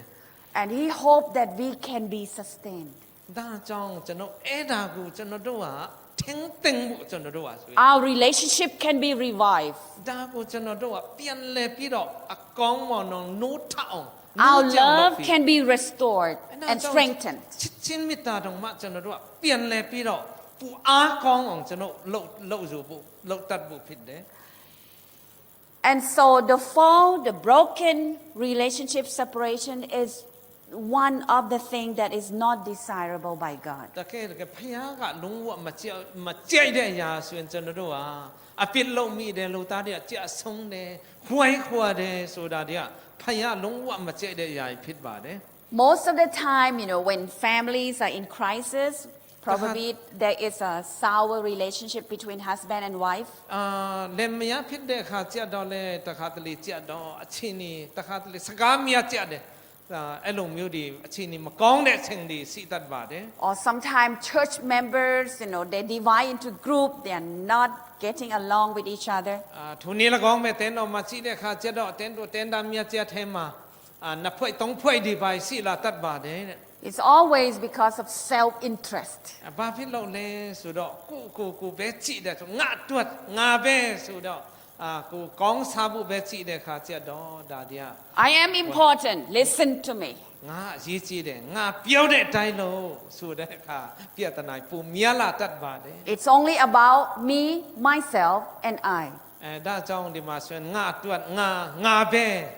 ဆိုပြီးတော့ငါတွတ်ပဲဆိုပြီးတော့ဒါပဲကြည့်တဲ့အခါပြဿ And နာပုံ it's so easy to blame others because of her, because of them, because of him. အဲ့ဒီလိုမျိုးရှိလာတဲ့အခါကျတော့သူမြန်လက်ညှိုးထုတ်ဖို့သူ့ကြောင့်ဆိုပြီးတော့တားလွယ်တယ်တဲ့ So when we blame others, we are actually suggesting we are the one who is right. It's me, သူ about မြန် me. ကိုအပြစ်တင်တဲ့သူ့ကြောင့်ဆိုတဲ့အခါကျတော့မှန်ကန်တာငါပဲမှန်တယ်ဆိုပြီးတော့ပြောချင်တာဆိုလိုချင်တာအဲ့လိုမျိုးအတိအပယ်သိရောက် And when we try to defend ourselves, we will say that I am the one who deserves to be defended. အဲ့ဒါကြောင့်အဲ့လိုကိုယ့်နဲ့ကိုယ်ပဲကာကွယ်လုပ်တဲ့အခါကျတော့ကိုပဲကြည့်တဲ့အခါကျတော့ငါပဲထိုက်တန်တယ်ငါပဲဆိုပြီးတော့ So there is a struggle of power in the relationship, and if this happened, it's not a healthy one. နောက်ကြောင့်တခါတလေပါဝါလုပွဲငါပူငါပြောတယ်လို့ရမယ်ဆိုပြီးရှိလာတဲ့အခါပြဿနာပူကြီးလာတယ် Jesus' mission on this earth is to restore the unconditional love or agape love. ဒီမှာဆိုရင်ချစ်ချင်းမေတ္တာနဲ့ပြောတဲ့အခါအကပေလာဆိုပြီးတော့ကျွန်တော်တို့Unconditional love. ဒါကျွန်တော်တို့ဘာမှအပြည့်အစုံမလုပ်ဘဲနဲ့ချစ်ချင်းမေတ္တာကိုအဓိကထားပြီးတော့ချစ်နိုင်ဖို့ပြောပါတယ် Even though to my senses, to my feeling, you are not being very kind to me, but I still like you anyway. ဆိုလိုတာကတော့ကောင်းမှချစ်မယ်သူကငါ့ကိုချစ်မှသူ့ကိုချစ်မယ်မဟုတ်ဘဲနဲ့ဘယ်လိုပဲနေပဲဖြစ်ကျွန်တော်တို့ဖြစ်တာနေပြီးတော့ချစ်နိုင်ဖို့အဲ့ဒါကိုဆိုလိုတာဖြစ်ပါတယ် That is the kind of love that is actually trying to install in our hearts. ခရစ်တော်ကကျွန်တော်စိတ်နှလုံးသားထဲမှာရှိစေခြင်းတာအဲ့ဒီစိတ်နှလုံးသားပဲဖြစ်ပါတယ် And so toward the theology of family, we need to know that God is a relational God. ဒီဘာသာပိုင်းဒီ theology ပိုင်းနဲ့ကြည့်တဲ့အခါကျဖယားကအဆက်အသွယ်လုပ်တဲ့ဖယားဖြစ်တယ်ဆိုတာ He wants us to have a good relationship with Him and be joyful in Him. အဲ့ဒါဆက်သွယ်လုပ်တဲ့အခါကျဖယားနဲ့သူ့ရဲ့လူတွေကျွန်တော်ကျမ်းမှာကောင်းတဲ့အဆက်အသွယ်ရှိဖို့ဖယားလို But ရှိတယ် He also knows that our life would be incomplete if we do not have family relationship. အဲ့ဒါနဲ့ဖယားသခင်ကကျွန်တော်တို့သူကတိထားတာတခုဒီလူတရားဆိုရင်လုံးဝပျော်ရွှင်မှုရှိနိုင်ဖို့ရန်အတွက်မိသားစုရဲ့ဆက်ဆံမှုရှိမှတာလျင်ပုံမပြည့်စုံတဲ့ပျော်ရွှင်မှုရှိမယ်ဆိုဖယားလည်းသိတယ် And family is also the setting for human development, security, sense of respect within themselves. နာကြောင့်ဖယားကဒီမိသားစုဆိုတဲ့အရာလေးကိုကျွန်တော်ပုံမပြလုံဆုံမှုရှိအောင်ပုံမပြချစ်ချင်းမေတ္တာကိုကျွန်တော်ပြတတ်နိုင်အောင်အဖွဲငယ်အသေးလေးအနေနဲ့ဖယားကကျွန်တော်တို့ပေးထားတာဖြစ်တယ် You know, some people might say, "Oh, I'm good to be alone." It's not true. တချို့ကငါတော့လူပြစီပဲလှုပ်တော့မယ်အပြူစီပဲလှုပ်တော့မယ်ဒါဖယားရဲ့နီလန်မဟုတ်ဘူးနော် You know, you might not be married, but you still need some people around you, those who are providing you social support. တကယ်လို့ဒီလိုမျိုးရှိတယ်ဆိုရင်လည်းကျွန်တော်တယောက်တည်းမဟုတ်ဘဲနဲ့ကျွန်တော်အနည်းအနားမှာကျွန်တော်အဆက်သွယ်လုံးမဲ့ကိုနီမစတဲ့လူတွေဖေးမမဲ့လူတွေလည်းရှိဖို့လိုသေးတယ် That's why some people, instead of having family, they raise dogs. အဲ့ဒါကြောင့်တချို့လူတွေကလူမရှိတဲ့အတွက်ကြောင့်ပါနေရတော့လဲဆိုတော့ခွေးနဲ့ပဲနေရတော့တယ် Because they want to share love. They want to share their bonding. ချစ်ချင်းမေတ္တာကိုသူတို့ပြောင်းမဲ့လူရုပ်ရမဲ့အရာတစ်ခုခုလိုအပ်တဲ့အတွက်ကြောင့်အင်မှာခွေးတွေပိုင်းမွေးရတာ And so the image of God is expressed in both gender, both male and females. ဖယားသခင်ရဲ့ရုပ်လုံးတရားနာဆိုရင်အမျိုးသားပေါ်မှာအမျိုးသမီးပေါ်မှာထင်ရှားရှိပါတယ် Firmness, leader traits is found in most men. ဒီမှာဆိုရင်အမျိုးသားများပေါ်မှာဆိုရင်တွေ့ရတာက In most men. အမျိုးသားများပေါ်မှာဆိုရင်ဒီတီချီမှုခိုင်ခန့်မှုစိုက်ဖြန့်ဒီလိုမျိုးဒီကတွေ့ရပါတယ် But caring, gentle spirit, and loving, all these are common characters of female traits. ဒါနဲ့မြို့သမီးများကြတော့ဘာတွေ့ရလဲဆိုတော့တနာတယ်ကျင်နာတယ်ပြုစုတယ်စိုက်ဖြန့်ဒီလိုမျိုးတွေကတော့ အမျိုးသမီးများပေါ်မှာပူပြီးတော့တွေ့ရပါတယ် So God wants us to experience all this. အဲ့ဒါတွေကိုမီးဆန်းခံစားဖို့ရန်အတွက်ဖရာတခင်နာအလိုရှိတယ် And marriage is a covenant. ပြီးတော့လက်ထပ်ထင်းမြတ်ခြင်းဆိုတာပရိညာတစ်ခုဖြစ်ပါတယ်တဲ့ It should be rested upon the principle of love, faithfulness, loyalty. အဲ့ဒါကြောင့်ဒါကဆိုရင်ကျွန်တော်ချစ်ချင်းမေတ္တာပေါ်မှာတစ္ဆာရှိမှုပေါ်မှာအဲ့ဒီပေါ်မှာယက်တီဖို့တိဆောက်ဖို့ဖြစ်တယ် And these should be demonstrated and upheld by both partners, husband အဲ့ and ဒီဥစ္ wife. စာကိုဒီနှစ်ဦးဖက်တာနေပြီးတော့ထင်းထင်းဖို့အမြင့်တွားအောင်လုပ်ဖို့ဖြစ်တယ် And sexuality is part of our nature. ပြီးတော့ကျွန်တော်တို့အမျိုးသမီးနဲ့အမျိုးသားနဲ့ဖြစ်လာတဲ့အခါကျတော့ဒီကျွန်တော်တို့ရဲ့လင်နဲ့မယားချမ်းမှာဆိုရင်အတူတူနေရတာတွေဖယားကကျွန်တော်တို့ပေးထားတယ် It is a way for two people, two individuals to connect together physically, emotionally, and spiritually. အဲ့ဒါကြောင့်လင်မယားဖြစ်လာတဲ့အခါကျအတူတူအိပ်ဖို့အတူတူနေဖို့ဆိုတာလူယောက်ျားရဲ့လူမင်းမရဲ့ဆိုပြဖယားက But ဒီ if လို you မျိုးပေးထားတာဖြစ်တယ် if you minister to to the church congregation, you also need to know that singlehood is part of God's plan. Single, not being married, is part also of God's plan. ဒီမှာဆိုရင်တချို့တော့သူများဟာဆိုရင်တယောက်တည်းပဲနေတယ်တဲ့မင်းမမယူယောက်ျားမယူပဲနဲ့နေတယ်ဒါကဖယားရဲ့ God's plan. ဖယားရဲ့အစီအစဉ်ရှိတဲ့ပိုင်းနဲ့ရှိတယ် Sometimes we think that everybody should get married. တခါတလေချက်တော့ဒီလိုကအားလုံးကလက်ထပ်ရမယ်စိုက်ဖြင့်ပြောတဲ့ခြင်းတွေလည်းရှိတတ်ပါတယ် But there are things that God, wants people to help Him to assist in His ministry on this earth. That if they have a family, they may not be able to contribute much. တခါတလေချက်တော့သာသနာပုံမူပြောကျေပြန့်နိုင်ပွင့်ရန်အတွက်ဖယားက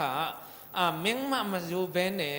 အဲ့လိုမျိုးကလှုပ်ရင်ပို့ပြီးတော့ထိရောက်မှုရှိတယ်ဆိုပြဖယားကအလိုရှိတဲ့ပိုင်းလည်းရှိတယ် Imagine if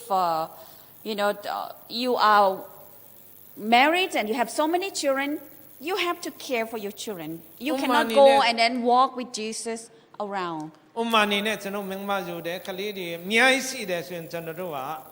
ပြုတ်ဆိုရမှာဖြစ်တဲ့အတွက်ကြောင့်ကျွန်တော်တို့ဖယားအတွက်အချင်းပြီးမဲ့အချင်းကပူနဲလာမှာဖြစ်ပါတယ် But the only things that we need to know is,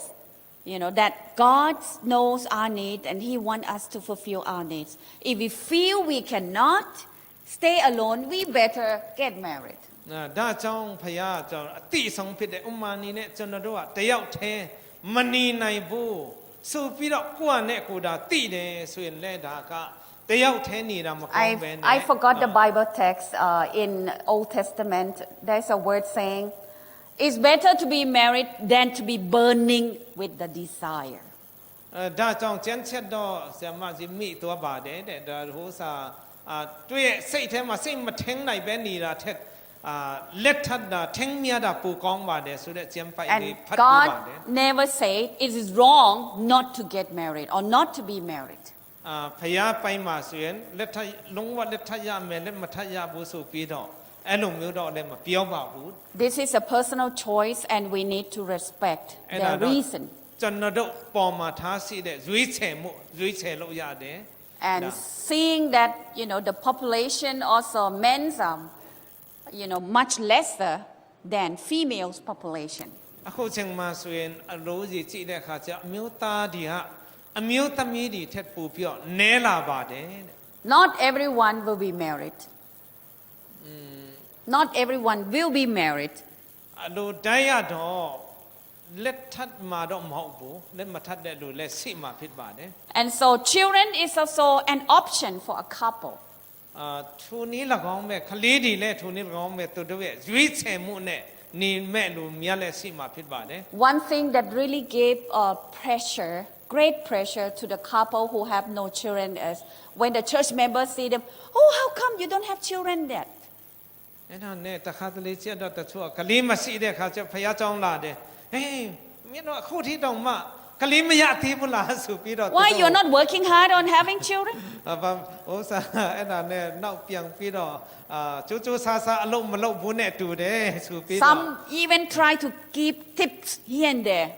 အဲ့ဒါကြောင့်ဒီလိုမျိုးကျွန်တော်နောက်ပြန်တတ်ပါတယ်ကလေးမရှိတဲ့လက်မယားတွေ We must learn to say that children, bearing children is also God's, plan for them. ဒါကြောင့်ဖယားရဲ့အစီအစဉ်ကလေးရရင်လည်းဖယားရဲ့အလိုရှိတယ်မရတဲ့ခါကျတော့လည်းအလိုတော်ဆိုပြီးတော့အလိုတော်ဝန်ခံတတ်ဘူးလေကျွန်တော်တင်ပြဖို့လိုအပ်ပါတယ် There is a couple in Indonesia who did not have any children. အင်ဒိုနီးရှားမှာလည်းမရရှိတယ်ကလေးမရှိကြဘူး And then they were like almost 60, near their retirement age. ဒီကြည့်တဲ့ခါကျတော့60နီးနီးရှိပြီတဲ့သူတို့ When they adopted a child from a hospital. ဒါနဲ့ဆေးရုံကနေကလေးတွေ့တော့ဒီကလေးကိုမွေးစားလိုက်တယ် And that little girl was born handicapped and, having what we call cerebral palsy, something to do with the brain that their body is fully paralyzed. She cannot move by herself. အဲ့ဒါနဲ့အဲ့ကလေးလေးကလည်းတနာစရာကောင်းတော့သူကျမ်းမိုင်းချုပ်တဲ့ခါကျတော့လမ်းမလျှောက်တတ်ကိုတွားနဲ့သူခန္ဓာကိုမဆွိတ်တတ်လောက်အောင်သူအနောက်ပိုင်းဆိုင်ရာထိတာရှိတယ် She's totally depending on her adopted parents. ဒါကြောင့်အားလုံးကိုဒီမိဘနှစ်ပါးလှုပ်ပေးရမှာဖြစ်ပါတယ် It was so inspiring. Whenever I saw them in church, the mother would come, she's already past 60. She came with a wheelchair, sending, if there is a Pathfinder meeting, her baby, her daughter on the wheelchair also will have Pathfinder uniform. If there is a singing group on the stage, father will push up the wheelchair for the daughter to just be there on the stage. She couldn't even speak. ဒါကြောင့်စကားလည်းမပြောတတ်ဘူးဒီကလေးမလေးဆိုရင်အဲ့မိဘနှစ်ပါးကတွန်းလဲလေးနဲ့သူတွားရမယ့်နေကလေးတန်းမှာပတ်ဖန်တန်းမှာခေါ်ဆောင်ပြအကုန်လုံးမိဘနှစ်ပါးလှုပ်ပေးရပါတယ်တဲ့မိစားတာ Her condition is very severe that she can't even hold her saliva in her mouth. နာကြောင့်ဒီရဲ့ခန္ဓာကိုယ်ကတအားနဲ့တော့သူ့ရဲ့စတွေးတောင်မှသူ့ရဲ့ဒီခတွင်းတဲ့ကနေကောင်းတောင်မှမထင်းနိုင်ဘူးဒီမှာဆိုရင်ထင်းအားမ But she knows everything. တော့လည်းပဲဒီကတော့အိုးနဝတော့သိတယ်ဒါပေမဲ့ခန္ဓာကိုယ်ကသူသိတလားထောက်ကူမပြုတ်တဲ့အခါမလို့ရှင်းနိုင် One Sabbath, I was preaching, and they were, sitting in front, near the front, where I was standing at the podium. ဥပုံနေမှာဆရာမကြီးကတရားဟောတဲ့အချိန်မှာကျတဲ့ကလေးအမေနဲ့ဒီမွေးစားတဲ့ကလေးသူတို့ရဲ့အစီနားမှာနေရာဆိုပြီးထိုင်ကြတယ် So I said, you know what? Most parents consider their children as a gift from the အဲ့ဒါ Lord. နဲ့ကျွန်တော်တို့ကသားသမီးတွေကမိဘတွေကကျွန်တော်ဖယားတရားနဲ့ကြည့်တဲ့အခါကျကလေးတွေကဖယားပေးတဲ့အမွေဖြစ်တယ်ဆိုပြီးကျွန်တော်တို့ကသိရပါတယ် But I said to the little girl, but you are lucky. God gave you the gift of parents. ဒါနဲ့ဒီကလေးမရဲ့အခြေအနေမှာကျွန်တော်ကြည့်တဲ့အခါကျတော့သူကမိဘနှစ်ပါးနဲ့ဒုက္ခရောက်တယ်ဆိုတော့ကျမ်းမိုင်းမကောင်းတဲ့အခါဖယားသခင်နဲ့ကောင်းကြည့်မလားအမွေဖြစ်မလားမဖြစ်နိုင်ဘူးစိုက်ဖြင့်စိတ်ထဲမှာရှိလာပါတယ် And I said many more things. အဲ့ဒါနဲ့အများကြီးဆရာမဖြစ်လာတယ်တူလည်းပြောခဲ့ပါတယ် The whole family cried, including the little girl. She couldn't speak, she couldn't move, but her tears kept rolling down. အဲ့ဒါဒီနဲ့ပြောရင်နဲ့မျက်ရည်ကျပြီးတော့ဒီကလေးမလေးနဲ့ဒါအကုန်လုံးသိတဲ့အတွက်ကြောင့်သူလည်းမျက်ရည်ကျတယ်ငိုတယ် So she knew she could not give back to her adopted parents. သူဘာမှမလုပ်တတ်ဘူးသူရဲ့မိဘတွေကိုကြီးစုတင်တယ်လည်းမပြောတတ်ဘူးဘာမှလည်းလက်နဲ့တော့မကန်းလှမ်းနိုင်တဲ့အခါကျတော့ဒီကလေးမသူ့နဲ့သူလည်းသိတယ် But her parents demonstrate what kind of love a family life should share. within their family. တော့တော့လည်းပဲသူရဲ့မိဘနှစ်ပါးကဒီကလေးမအပေါ်မှာဆိုရင်အကောင်းဆုံးဒီချစ်ချင်းမေတ္တာကိုသူတို့ပြသတာတွေ့ရပါတယ် So after that, I met them, and then we started talking, and I asked the parents, why did you decided to adopt, a very challenging, physically challenged child? အခုနေရတဲ့အခါကျတော့သူတို့မိဘတွေကိုမီးလိုက်ပါတယ်တဲ့ဘာဖြစ်တော့ဒီကလေးမအောင်မွေးစားတာလဲဆိုပြီးသူတို့သွားမိတယ် They said, within our short life, we just want a person to be very happy. ကျွန်တော်တို့ရဲ့လူသားတရားဆိုတော့ကျွန်တော်ခဏတာတက်ရှင်တဲ့အချိန်မှာ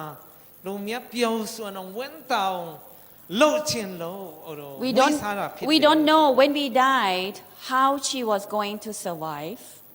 ကျွန်တော်တို့တည်ဆုံးသွားပြီးတဲ့နောက်ပိုင်းမှာသူကဘယ်လိုအသက်ရှင်လဲဆိုတော့ကျွန်တော်တို့လည်းကျမတို့လည်းမပြောတတ်ဘူး But while she is with us, we want her to experience God's love and His grace on her life. တော့လည်းပဲကျွန်တော်မတိမချင်းတော့ဘုရားသခင်ချစ်ချင်းမေတ္တာနဲ့ချစ်ချင်းမေတ္တာဆိုတာဘာလဲဆိုတော့သူမြေဆန်းခံစားဖို့ကျွန်တော်တို့အလိုရှိတယ် And that is how family, Christian family is all about. ခရိယန်အင်ထောင်မိသားစုဆိုတာဒီလိုမျိုးကျွန်တော်ချစ်ချင်းမေတ္တာနဲ့တည်ဆောက်တဲ့မိသားစုလိုမျိုး Wanting another person to experience God's love in their life. ကျွန်တော်တို့ဖခင်ရဲ့ချစ်ချင်းမေတ္တာကိုကျွန်တော်တကယ်ပဲခံစားမဲ့နေရာကအင်ထောင်မိသားစုဖြစ်ဖို့ By we ourselves channel that type of love to them. အဲ့ဒါကိုကျွန်တော်တို့ဖြစ်နိုင်ဖို့တွေးနိုင်ဖို့ခံစားနိုင်ဖို့ကျွန်တော်တို့ဆိုလမ်းခင်းတဲ့ channel လို့ဖြစ်ဖို့ကျွန်တော်တို့ကိုယ်တိုင်အရေးကြီးတယ် Family ministry is based on the pillars of understanding. ကျွန်တော်ဒီမိသားစုသာသနာဆိုရင်ဘယ်ပေါ်မှာအခြေခံလဲဆိုတော့သူ့ရဲ့အခြေခံအုတ်မြစ်တွေရှိတယ် That in any relationship that you relate to one another, there is a spiritual significance in your relationship. ကျွန်တော်တို့ရဲ့ဆက်ဆံမှုတိုင်းမှာဆိုရင်ကျွန်တော်တို့အတိအကထင်းချုပ်ထားတဲ့အရာများရှိတယ် Those who are despiteful, they are very bitter about their life and their relationship, you can expect that they are not spiritually sound. ဒီမှာဆိုရင်တခါတလေလူတွေက They are not spiritually sound, not spiritually healthy. တချို့ကကြီးကျယ်ကျယ် Yeah, when they are like hate, they are despiteful, they are very bitter about တ others. ချို့လူတွေကခါတီးတယ်နီပုံထိုင်ပုံစကားပြောတာကတည်းကကြားတဲ့အခါကျတော့ဘာပဲဖြစ်ဒီလူတွေကဝိညာဉ်သဘောတရားတော့မရှိသေးဘူးဆိုပြီးကျွန်တော်တို့ကအကဲဖြစ်ရမှာဖြစ်ပါတယ် The love we have for our fellow man is the evidence of our love towards God. ကျွန်တော်တို့ရဲ့အပြောဆိုအနေထိုင်မှာချစ်ချင်းမေတ္တာပြသတဲ့အခါကျတော့သူကတော့ဘာပဲဖြစ်သူကဖယားကိုကြောက်တယ်ဆိုပြီးတော့ကျွန်တော်ပြောတတ်ကြပါတယ် As we conduct our ministry, we need to build close relationship with both in our homes and also in our church family. ဒါကြောင့်ကျွန်တော်ဒီသာသနာမှာကျွန်တော်မိသားစုမှာပူပြီးနီးကပ်စွာနဲ့အသင်းတော်ထဲမှာလည်းပုံမှုပြီးနီးကပ်နဲ့ကျွန်တော်တို့ချစ်ချင်းမေတ္တာအားဖြင့်အသက်ရှင်ဖို့ဖြစ်တယ် I just came back from one evangelistic meetings. တရားပွဲတစ်ခုကနေအခုလောလဆရာမကြီးပြန်လာပါတယ် We expected 15 baptism at the beginning. အဲ့ဒါနဲ့ကျွန်တော်တို့တရားပွဲအစမှာဆိုရင်15ယောက်နှစ်ချင်းခံဖို့ဆိုပြီးတော့ Because of the So care down groups and those who prepare them for baptism. အဲ့ဒီတော့သူတို့ကဆိုရင်ကျူတင်ပြီးတော့သာသနာပြုကျန်းစာတင်ပြီးသားရှိတယ်ခေ group တွေလည်းရှိတဲ့အတွက်ကြောင့်နှစ်ချင်းခံဖို့ I was speaking on mental health and spirituality. အဲ့ဒါနဲ့ဦးနောက်ပိုင်းဆိုင်ရာကျမ်းမာခြင်းစိတ်ပိုင်းဆိုင်ရာနဲ့ဒီပတ်သက်တဲ့အရာများကိုဆရာမကြီး And while I'm speaking, they also have live recording for the jails, for the prisoner in the jail. အဲ့ဒီပြောတဲ့အချိန်မှာသူတို့က live နဲ့ပြပြီးတော့ဒီအချုပ်ခန်းထဲမှာအကျဉ်းထောင်ထဲမှာရှိတဲ့လူတွေလည်းနားထောင်မစိတွေ့ပါစေဆိုပြီးတော့သူတို့ကလောက်ပြီးတယ်ပြသပြီးတယ် There is really a connection between your thinking and your spirituality. ကျွန်တော်တို့ရဲ့စိတ်အတွေးအခေါ်နဲ့ဝိညာဉ်ကြီးရဲ့တက်တာဆိုရင်အဆက်အသွယ်ရှိတဲ့ကြောင်းဆိုပြီးတော့တရားဟောခဲ့တယ် when we hate, when we, are very angry, when we get upset easily, we are not spiritually sound. အဲ့ဒါကြောင့်ဒါကျွန်တော်တအားစိတ်တူတဲ့အခါမှာကျွန်တော်တို့ကခါတီးပြီးတော့ရှိတဲ့အချိန်မှာဆိုရင်ကျွန်တော်ဝိညာဉ်ကြီးမှာဆိုရင် လုံးဝအားနည်းတယ်ဆို My message was, even if someone mistreated you badly, you do not have the reason to act, negatively towards the other တပါ person. ကျွန်တော်အင်ပတန်မှကျွန်တော်ပေါ်မှာမကောင်းတော့လည်းပဲနာအောင်လုပ်တော့လည်းပဲကျွန်တော်တို့ကအဲ့လောက်ကျွန်တော်တို့သူတို့ပေါ်မှာမလုပ်ရဘူး There is no good reason to push another person when you're pushed. ကျွန်တော်တို့ကဆိုရင်သူမြတ်တားတွန်းတဲ့အချိန်မှာသူ့လည်းတွန်းမယ်ဆိုပြီးတော့သူကငေါ့တွန်းလို့ငါတွန်းမယ်ဆိုတဲ့ reason ကလည်းကောင်းတဲ့ Because it signifies that you are just the same with another person who mistreated ဘာဖြစ် you. လို့လဲဆိုတော့မန်တိုင်းပြောမယ်ဆိုရင် तू ကတွန်းလို့ငါတွန်းမယ်ဆိုရင် तू နဲ့ငါနဲ့အတူတူပဲဘာမှထူးခြားမှုမရှိဘူး And when you respond to the input negatively, it changes your brain, it changes your mind. အဲ့နာကြောင့်ကျွန်တော်ဒီတခုခုဖြစ်လာတဲ့အခါကျတော့ကျွန်တော်ရဲ့တွေးခေါ်မှုလည်းဒီကအလိုလိုနဲ့တွေးခေါ်မှုပိုင်းဆိုင်ရာမှာလည်းပြောင်းလဲလာတယ် Because you quickly divert your attention to yourself. ကိုယ့်နဲ့ကိုတုံ့ပြန်မှုဆိုရင်ဒီကနေလာတဲ့အတွက်ကြောင့်ဖြစ်တယ် I'm hurt, I'm painful, I'm angry, I'm upset. That's why I ငါ push စိတ် back. တူတယ်မတိမခံနိုင်လို့ငါလှုပ်လိုက်တယ်ဆိုပြီးတော့အဲ့လိုမျိုးနဲ့ထိရောက်မှု We need God to intervene our minds and our thinking. ဒါကြောင့်ဒီနေရာမှာဆိုရင်ပါဝင်ပြီးတော့ပวนရောက်ဆက်ဖြစ်ဖို့ဖယားကျွန်တော်တို့အတွက် We must အလိုအဆုံးဖြစ် keep constant relationship with the Lord. ဒါကြောင့်ဒီလိုမျိုးသူရဲ့ဝင်ရောက်မှုဆက်ဖြစ်မှုရှိနေဖယားနဲ့ကျွန်တော်အမြဲတမ်းပဲကျွန်တော်ဆက်သွယ်ပြုတ်ဖို့အရေးကြီးတယ် And whatever we say, whatever we do, we will be guided by the Holy ပြော Spirit. တမြတ်လောက်တမြတ်မှာဆိုရင်ဝိညာဉ်တော်နဲ့ဖယားရဲ့လမ်းပြမှုအမတန်မှအရေးကြီးပါတယ် If we react negatively towards the bad input that comes to us, we are no different than other people who ခု don't န know ကကျွန် God. တော်ပြောတဲ့အတိုင်းပဲကျွန်တော်မကောင်းတဲ့ဖြစ်တာနေတုံ့ပြန်မယ်ဆိုရင်ကျွန်တော်တို့ကသူကလိုဆိုးကျွန်တော်ပြန်လှုပ်လိုက်တယ်ဆိုရင်နှစ်ယောက်စလုံးကလိုဆိုးပဲ Of ဖြစ်သွား course, မှာဖြစ်တယ် I also talk about reconciliation and the healing powers of God. ဒါနဲ့အဲ့ဒီအကျဉ်းသားဒီနားထောင်ဖို့ဆိုပြီးတော့ဒီပြန်လဲတက်မြတ်ခြင်းနဲ့ဖယားကကျွန်တော်ပြန်လဲကိုတပေးခြင်းအကြောင်းကိုလည်းဟောခဲ့တယ် Praise the Lord အဲ့ဒီမှာဆိုဖယားရဲ့နာမတော်ချီးမွမ်းပါတယ် that instead of we having 15 baptism, we have 36 baptism. နေမှာဆုတောင်းတဲ့အခါကျဖယား15ယောက်နှစ်ချင်းခါတော့ဆုတောင်းတဲ့တော့လည်းပဲဖယားကကျွန်တော်ပြီးတဲ့အခါမှာ36ယောက်နှစ်ချင်း And ပြီး 17 of them from the prison. အဲ့နာနဲ့ဒီ36ယောက်ထဲက18ယောက်ပါဆိုရင်ဟိုအကျဉ်းထောင်ထဲက18ယောက်ပါလာ What I'm trying to say is that even people who are worse sinners that are put in prison, they also want to reconcile with God. နာကြောင့်လူဆိုးပါတယ်အပြစ်လုပ်ပါတယ်ဆိုပြီးတော့ဟိုအကျဉ်းထောင်ထဲမှာရောက်တဲ့လူတွေတောင်မှကျွန်တော်တို့ပြန်လဲတက်မြတ်ခြင်းပြန်လဲကျွန်တော်ဆေးလုံးနိုင်အောင်ကျွန်တော်ခေါ်ဆောင်ဖို့ Because there are always times that we are not in our right mind and then we react, especially in our relationship with our spouses, with our children. နာကြောင့်တခါတလေကျွန်တော်အားနေတတ်ပါတယ်ကျွန်တော်တို့ရဲ့ငါပြောတယ်လို့မလုပ်ဘူးဆိုပြီးတော့ကျွန်တော်တို့idea ပဲကျွန်တော်ကြည့်ပြီးတော့စိတ်တူတတ်ပါတယ် Sometimes I look back, I think I have actually not been a good mother to my kids. တကယ်ကျွန်တော်ဆရာမကြီး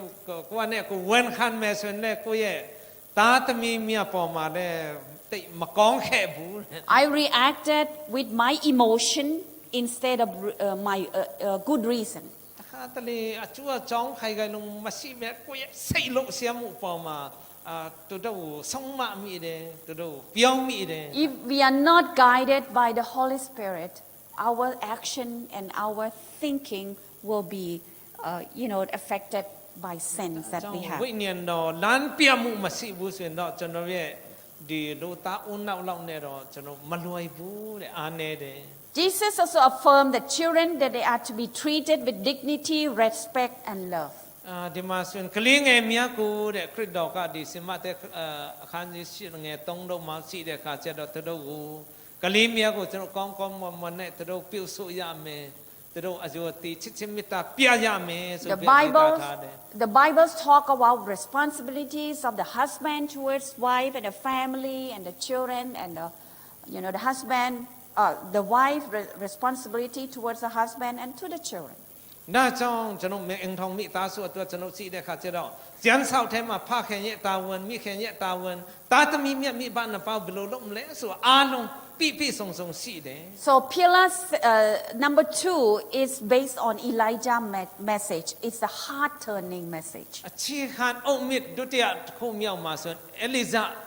prophet ရဲ့တည်င်းစကားနှလုံးသားပြောင်းလဲခြင်းဆိုတဲ့ခေါင်းစဉ်ဖြစ်ပါတယ် It is the message of reconciliation. ဒီဥစ္စာဟာဆိုရင်ကျွန်တော်ပြန်လဲတဲ့မြတ်ချင်းတာအတွက်ဆိုရင်နှလုံးသားပြောင်းလဲခြင်းတာအရေးကြီးဆုံးဖြစ်ပါတယ် The message is delivered to Elijah to pass on to the people because God wants to revive the relationship with his children. ဖခင်ရဲ့တည်င်းစကားဆိုရင်ဖခင်ရှင်စီကနေပြီးတော့ prophet Elijah စီပြီးတော့သူ့ရဲ့လူဒီဣတိလလူမျိုးမြတ်ပြောင်းလဲဖို့နိုးကြဖို့ဖခင်အလိုရှိတယ် And in the Bible, we also see resurrection coming up from the dead.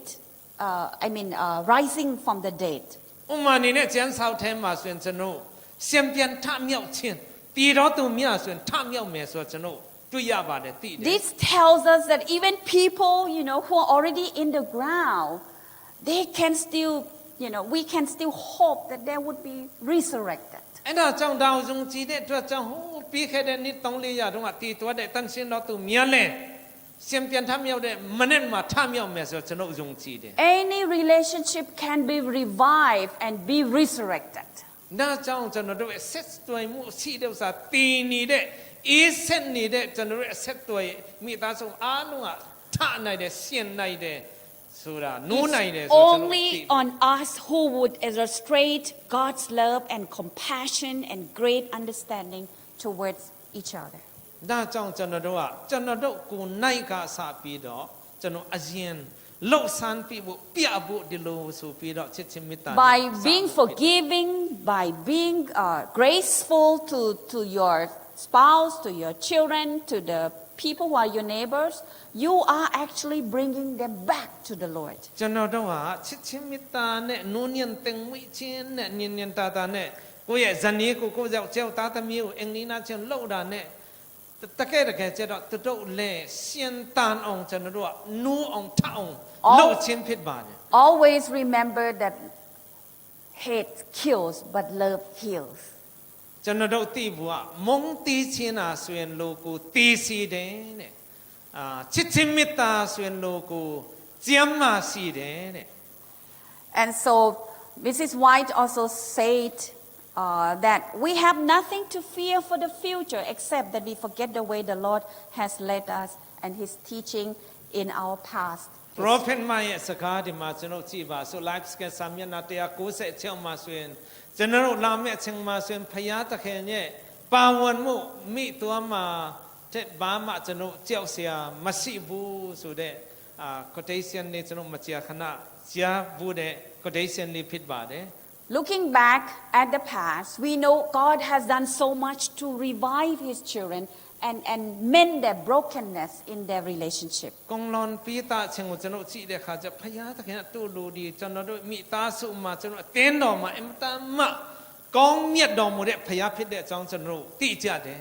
God extended his grace to all people. ဖယားရဲ့ချစ်ချင်းမေတ္တာဆိုရင်လူတိုင်းအတွက်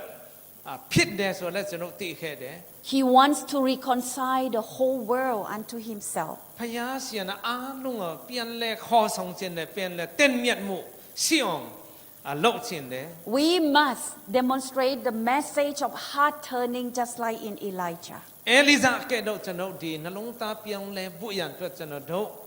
ပါဝင်ကူညီတော်သူမြတ်ဖြစ်ဖို့အရေးကြီးတယ် Whether it is in our homes or in our church families. ဒါအင်မာနဲ့အရေးကြီးတယ်တင်းတော်မှာလည်းဒီနှစ်ခုကကျွန်တော်အင်မတန်မှပါဝင်တဲ့နေရာဒီနေရာပြီးဖြစ်တဲ့အတွက်ကြောင့်အရေးကြီးတယ် Pillar number 3 for family ministry is the gospel commission to make disciples in our home. ဒီမှာဆိုရင်အခြေခံအုံမြင့်3ခုမြောက်မှာဆိုရင်တပည့်တော်များကိုပေးထားတဲ့ဒီတည်င်းစကားဝမ်းမြောက်ဖွယ်ရာတည်င်းစကားဟောပြောဖို့ Remember that our home is the first missionary field that we need to tend သာ to. သမာပြုတ်မဲ့နေရပထမဆုံးနေရတော့ကျွန်တော်တို့ရဲ့မိသားစုကျွန်တော်အင်တွင်းပဲဖြစ်ပါတယ် Our children and our spouses, our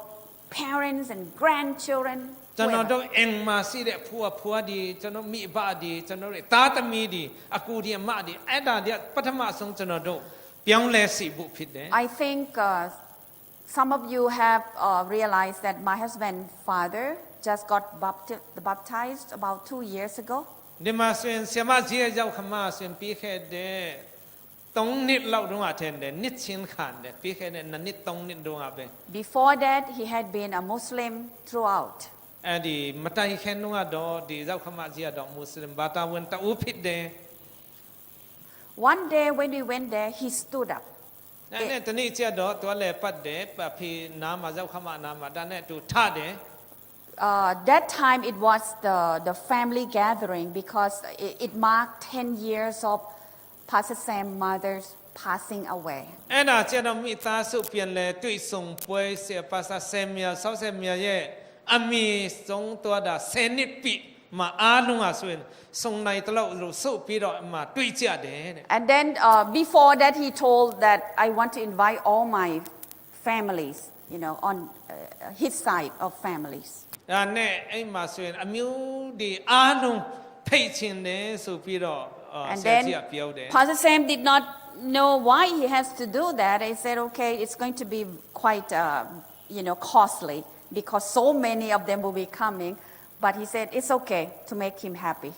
အဲ့ဒါနဲ့အမျိုးတွေအားလုံးစုံနိုင်ဖို့ဆိုတဲ့အခါကျတော့ဒီဆရာပါစာဆယ်မြတော့အကုန်ကျတော့မြန်မာပဲဒါပေမဲ့အဖေကအဲ့လိုမျိုးလှုပ်ချင်တယ်ဆိုရင်တော့တဘောတူမယ်ဆိုပြီးတော့အမျိုးတွေအားလုံးလာဖို့အဲ့မှာဖိတ်ကြတယ် All these are Muslim families. အဲ့ဒါနဲ့သူ့အမျိုးတွေဆိုတဲ့အခါကျတော့မွတ်စလင်တွေဖြစ်ကြတယ် I think it's over almost 100 of them came. ဒါနဲ့အမျိုးတွေဆိုတဲ့အခါမျိုးတွေလည်းများတော့တရားနီးနီးအယောက်တရားနီးနီးမွတ်စလင်တွေလာကြတယ် Then when he stood up after Pastor Muna preached during the memorial service, he stood up. အဲ့ဒါနဲ့ပါစမနာပေါ်အတိတ်မှာသူတို့ရဲ့ဝတ်ပြုကိုကိုယ်တဲ့နေရာမှာတရားဟောတဲ့ပြေးတာနဲ့ဒီဆောက်ဆက်မြဲအဖေကမတရက်တယ် And he said, my wife used to teach me about Christian God. ကျွန်တော်ရဲ့မြို့သမီးရှိတဲ့ချိန်တော့ကျန်းစာတဲ့အရာတွေကိုချစ်ချင်းမေတ္တာမကြခဏကျွန်တော်ပြောပြပါတယ်တုံတင်နေဆိုပြီးပြောခဲ့ပါ I did not go for baptism because my parents were still alive. ဒီမှာဆိုမိဘတွေလည်းသက်ရှင်တည်တဲ့အတွက်ကြောင့်နှစ်ချင်းခံလောက်အောင်တော့ကျွန်တော်ဆုံးဖြတ်ချက်မလုပ်ခဲ့ဘူးဆိုပြီးတော့ပြောတယ် But now I want my oldest son to baptize me. အဲ့ဒါနဲ့အခုချိန်မှာတော့ငါဆုံးဖြတ်လိုက်ပြီငါရဲ့သားအကြီး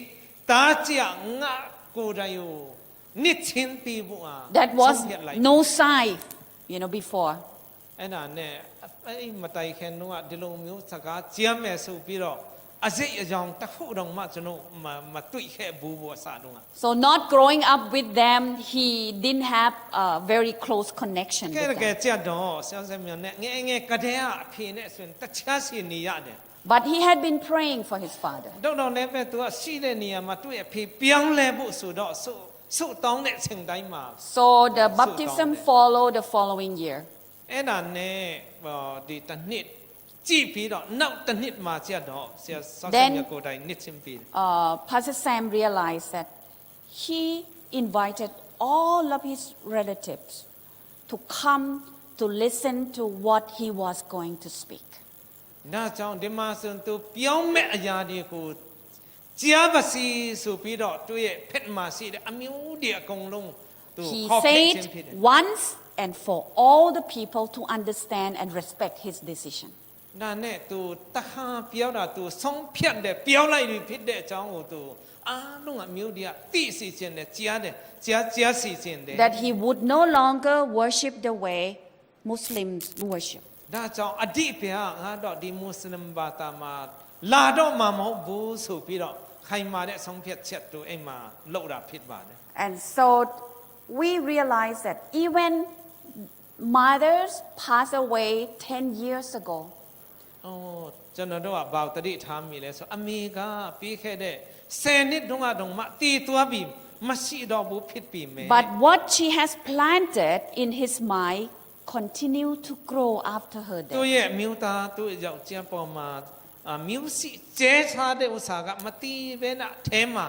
ရှင်တန်နေတယ်ဆိုတာတတိထားမိပါ So whatever you have been teaching to your children, sometimes it doesn't look very productive. တခါတလေကျွန်တော်တို့ကစကားပြောတဲ့ဆုံးမတဲ့လို့တဲ့ခါကျကိုယ့်ရဲ့သားသမီးဒီဘာမှသူတော့ပြောင်းလဲမှုမရှိပါလားဆိုပြီးကျွန်တော်တို့ကထင်ကောင်းထင်လင်းမယ် We will never know that when our children grow up, whatever we have taught them when they were young would be their shield, would be their strength. တော့လည်းပဲကျွန်တော်တို့ကြီးလာတဲ့အခါမှာဟိုတုန်းကကျွန်တော်ပြောခဲ့တဲ့အရာတွေကတို့ပြန်လဲတတိယပြီးတော့တို့ရဲ့စိတ်နှလုံးသားထဲမှာရှင်တန်နေမှာဖြစ်ပါတယ် So we should not fail in our discipleship efforts to our family members. ကျွန်တော်တို့ရဲ့သာသနာပြုတဲ့နေရာဖြစ်တဲ့ပထမဆုံးနေရာမိသားစုဖြစ်တဲ့အတွက်ကြောင့်ဒီနေရာမှာကျွန်တော်ဆုံးရှင်ကြဆုံးရှင်မရှိအောင်ကျွန်တော် We should be able to say, like John in chapter 15, verse 15, for everything that I have learned from my Father, I have made known to you. I have done my part. ဒါကြောင့်ကျွန်တော်ဒီကြောင့်အခန်းကြီး15မှာတွေ့တဲ့အတိုင်းပဲကျွန်တော်ကြားသမျှတိုင်းပြုတ်လို့တယ်ပြောတယ်ကြားပြောတယ်ဆိုပြီးဆိုနိုင်ရမှာဖြစ်ပါတယ် So our ways of interacting, our ways of relating to our family members affects our religious experience. ဒီမိသားစုရဲ့တက်ရှင်မှုအစဉ်ကျွန်တော်ဘာသာရေးပိုင်းမှာတဲ့တရားဆက်နွယ်မှုရှိတယ် Families are not alone as long as there is life. There is always hope. ဒီမှာဆိုရင်ကျွန်တော်မိသားစုတဲမှာချစ်ချင်းမေတ္တာနဲ့အသက်ရှင်တဲ့ချိန်ကာလတိုင်းမှာဆိုရင်ကျွန်တော်တို့ကမြောင်လင့်ချက်ရှိတယ်ဆိုတာရှင်တန်တယ်ဆိုတာသိဖို့ဖြစ်တယ် And as a part of family ministry, we also use our family to increase the number of families in church. ကျွန်တော်တို့ရဲ့မိသားစုအခြေခံပြုပြီးတော့အသုံးပြုပြီးတော့အသင်းတော်ထဲမှာမိသားစုဒီတူးလာဖို့နဲ့ကျွန်တော်တို့တာဝန်ရှိပါတယ် We can use our families and our testimony towards the relationship that we have within our family be a living sermon to other people to witness God's love and grace in our relationship in our family. ကျွန်တော်တို့ရဲ့မိသားစုမှာပြောပုံနေပုံထိုင်ပုံကကျွန်တော်တို့အသက်ရှင်တဲ့တည်င်းစကားသူများကတွေ့သူများကဖတ်နေတယ်ဒါသူကျွန်တော်တရားဟောနေပါတယ် It does not matter much what we say, but the things that they can observe will impact their lives သူ much တို့ရဲ့ more. နှလုံးသားကိုပြောင်းလဲစီတဲ့ဥစ္စာကျွန်တော်ဘယ်လောက်ပြောင်းလဲဆိုတာတက်တောင်မှကျွန်တော်ဒီလူတွေကဘယ်လိုအသက်ရှင်လဲဆိုပြီးကျွန်တော်တို့ရဲ့ညီပုံထိုင်ပုံသူတို့ကအမြဲတမ်းကြည့်နေပါတယ် Preaching is very temporary comparing to living. အသက်ရှင်ခြင်းကျွန်တော်လက်တွေ့အသက်ရှင်ခြင်းနဲ့ဟောခြင်းဆိုတာတရားဟောခြင်းဆိုတာကျွန်တော်နိုင်ရှင်တဲ့အခါတရားဟောတာဆိုတာတော့မိနစ်ပိုင်းနိုင်ပိုင်းပဲဖြစ်ပါတယ် Let us uphold the ideals of God's family. ဖခင်ရဲ့အလိုဆန္ဒရှိတဲ့အသက်ရှင်မှုမျိုးကိုကျွန်တော်တို့ကပြန်လဲပြီးတော့စောင့်တည်ဖို့ဖြစ်တယ် So that we can be a better witness to other people. အဲ့လိုမျိုးဖြစ်လာတဲ့အခါကျတော့ကျွန်တော်ပူမှုကောင်းမွန်တဲ့တက်တည်ခံကောင်းမြတ်ဖြစ်လာမှာဖြစ်တယ် And we can preach from the way we relate to one another, from the way we talk, we associate with one another. ကျွန်တော်တို့ရဲ့တယောက်နဲ့တယောက်ဆက်ဆံမှုမှာဆိုရင်ကျွန်တော်ဒီအားဖြင့်အသက်ရှင်ပြီးတော့ကျွန်တော်ပူမှုပြီးတော့ထိရောက်စွာနဲ့ကျွန်တော်အသက်ရှင်နိုင်မှာဖြစ်တယ် And so that is all for the first session. ဒီမှာပထမ session အတွက်ဒီမှာပဲအဆုံးသတ်ကြပါစို့အားလုံးကိုအထူးကျေးဇူးတင်ပါတယ် Jesu beno.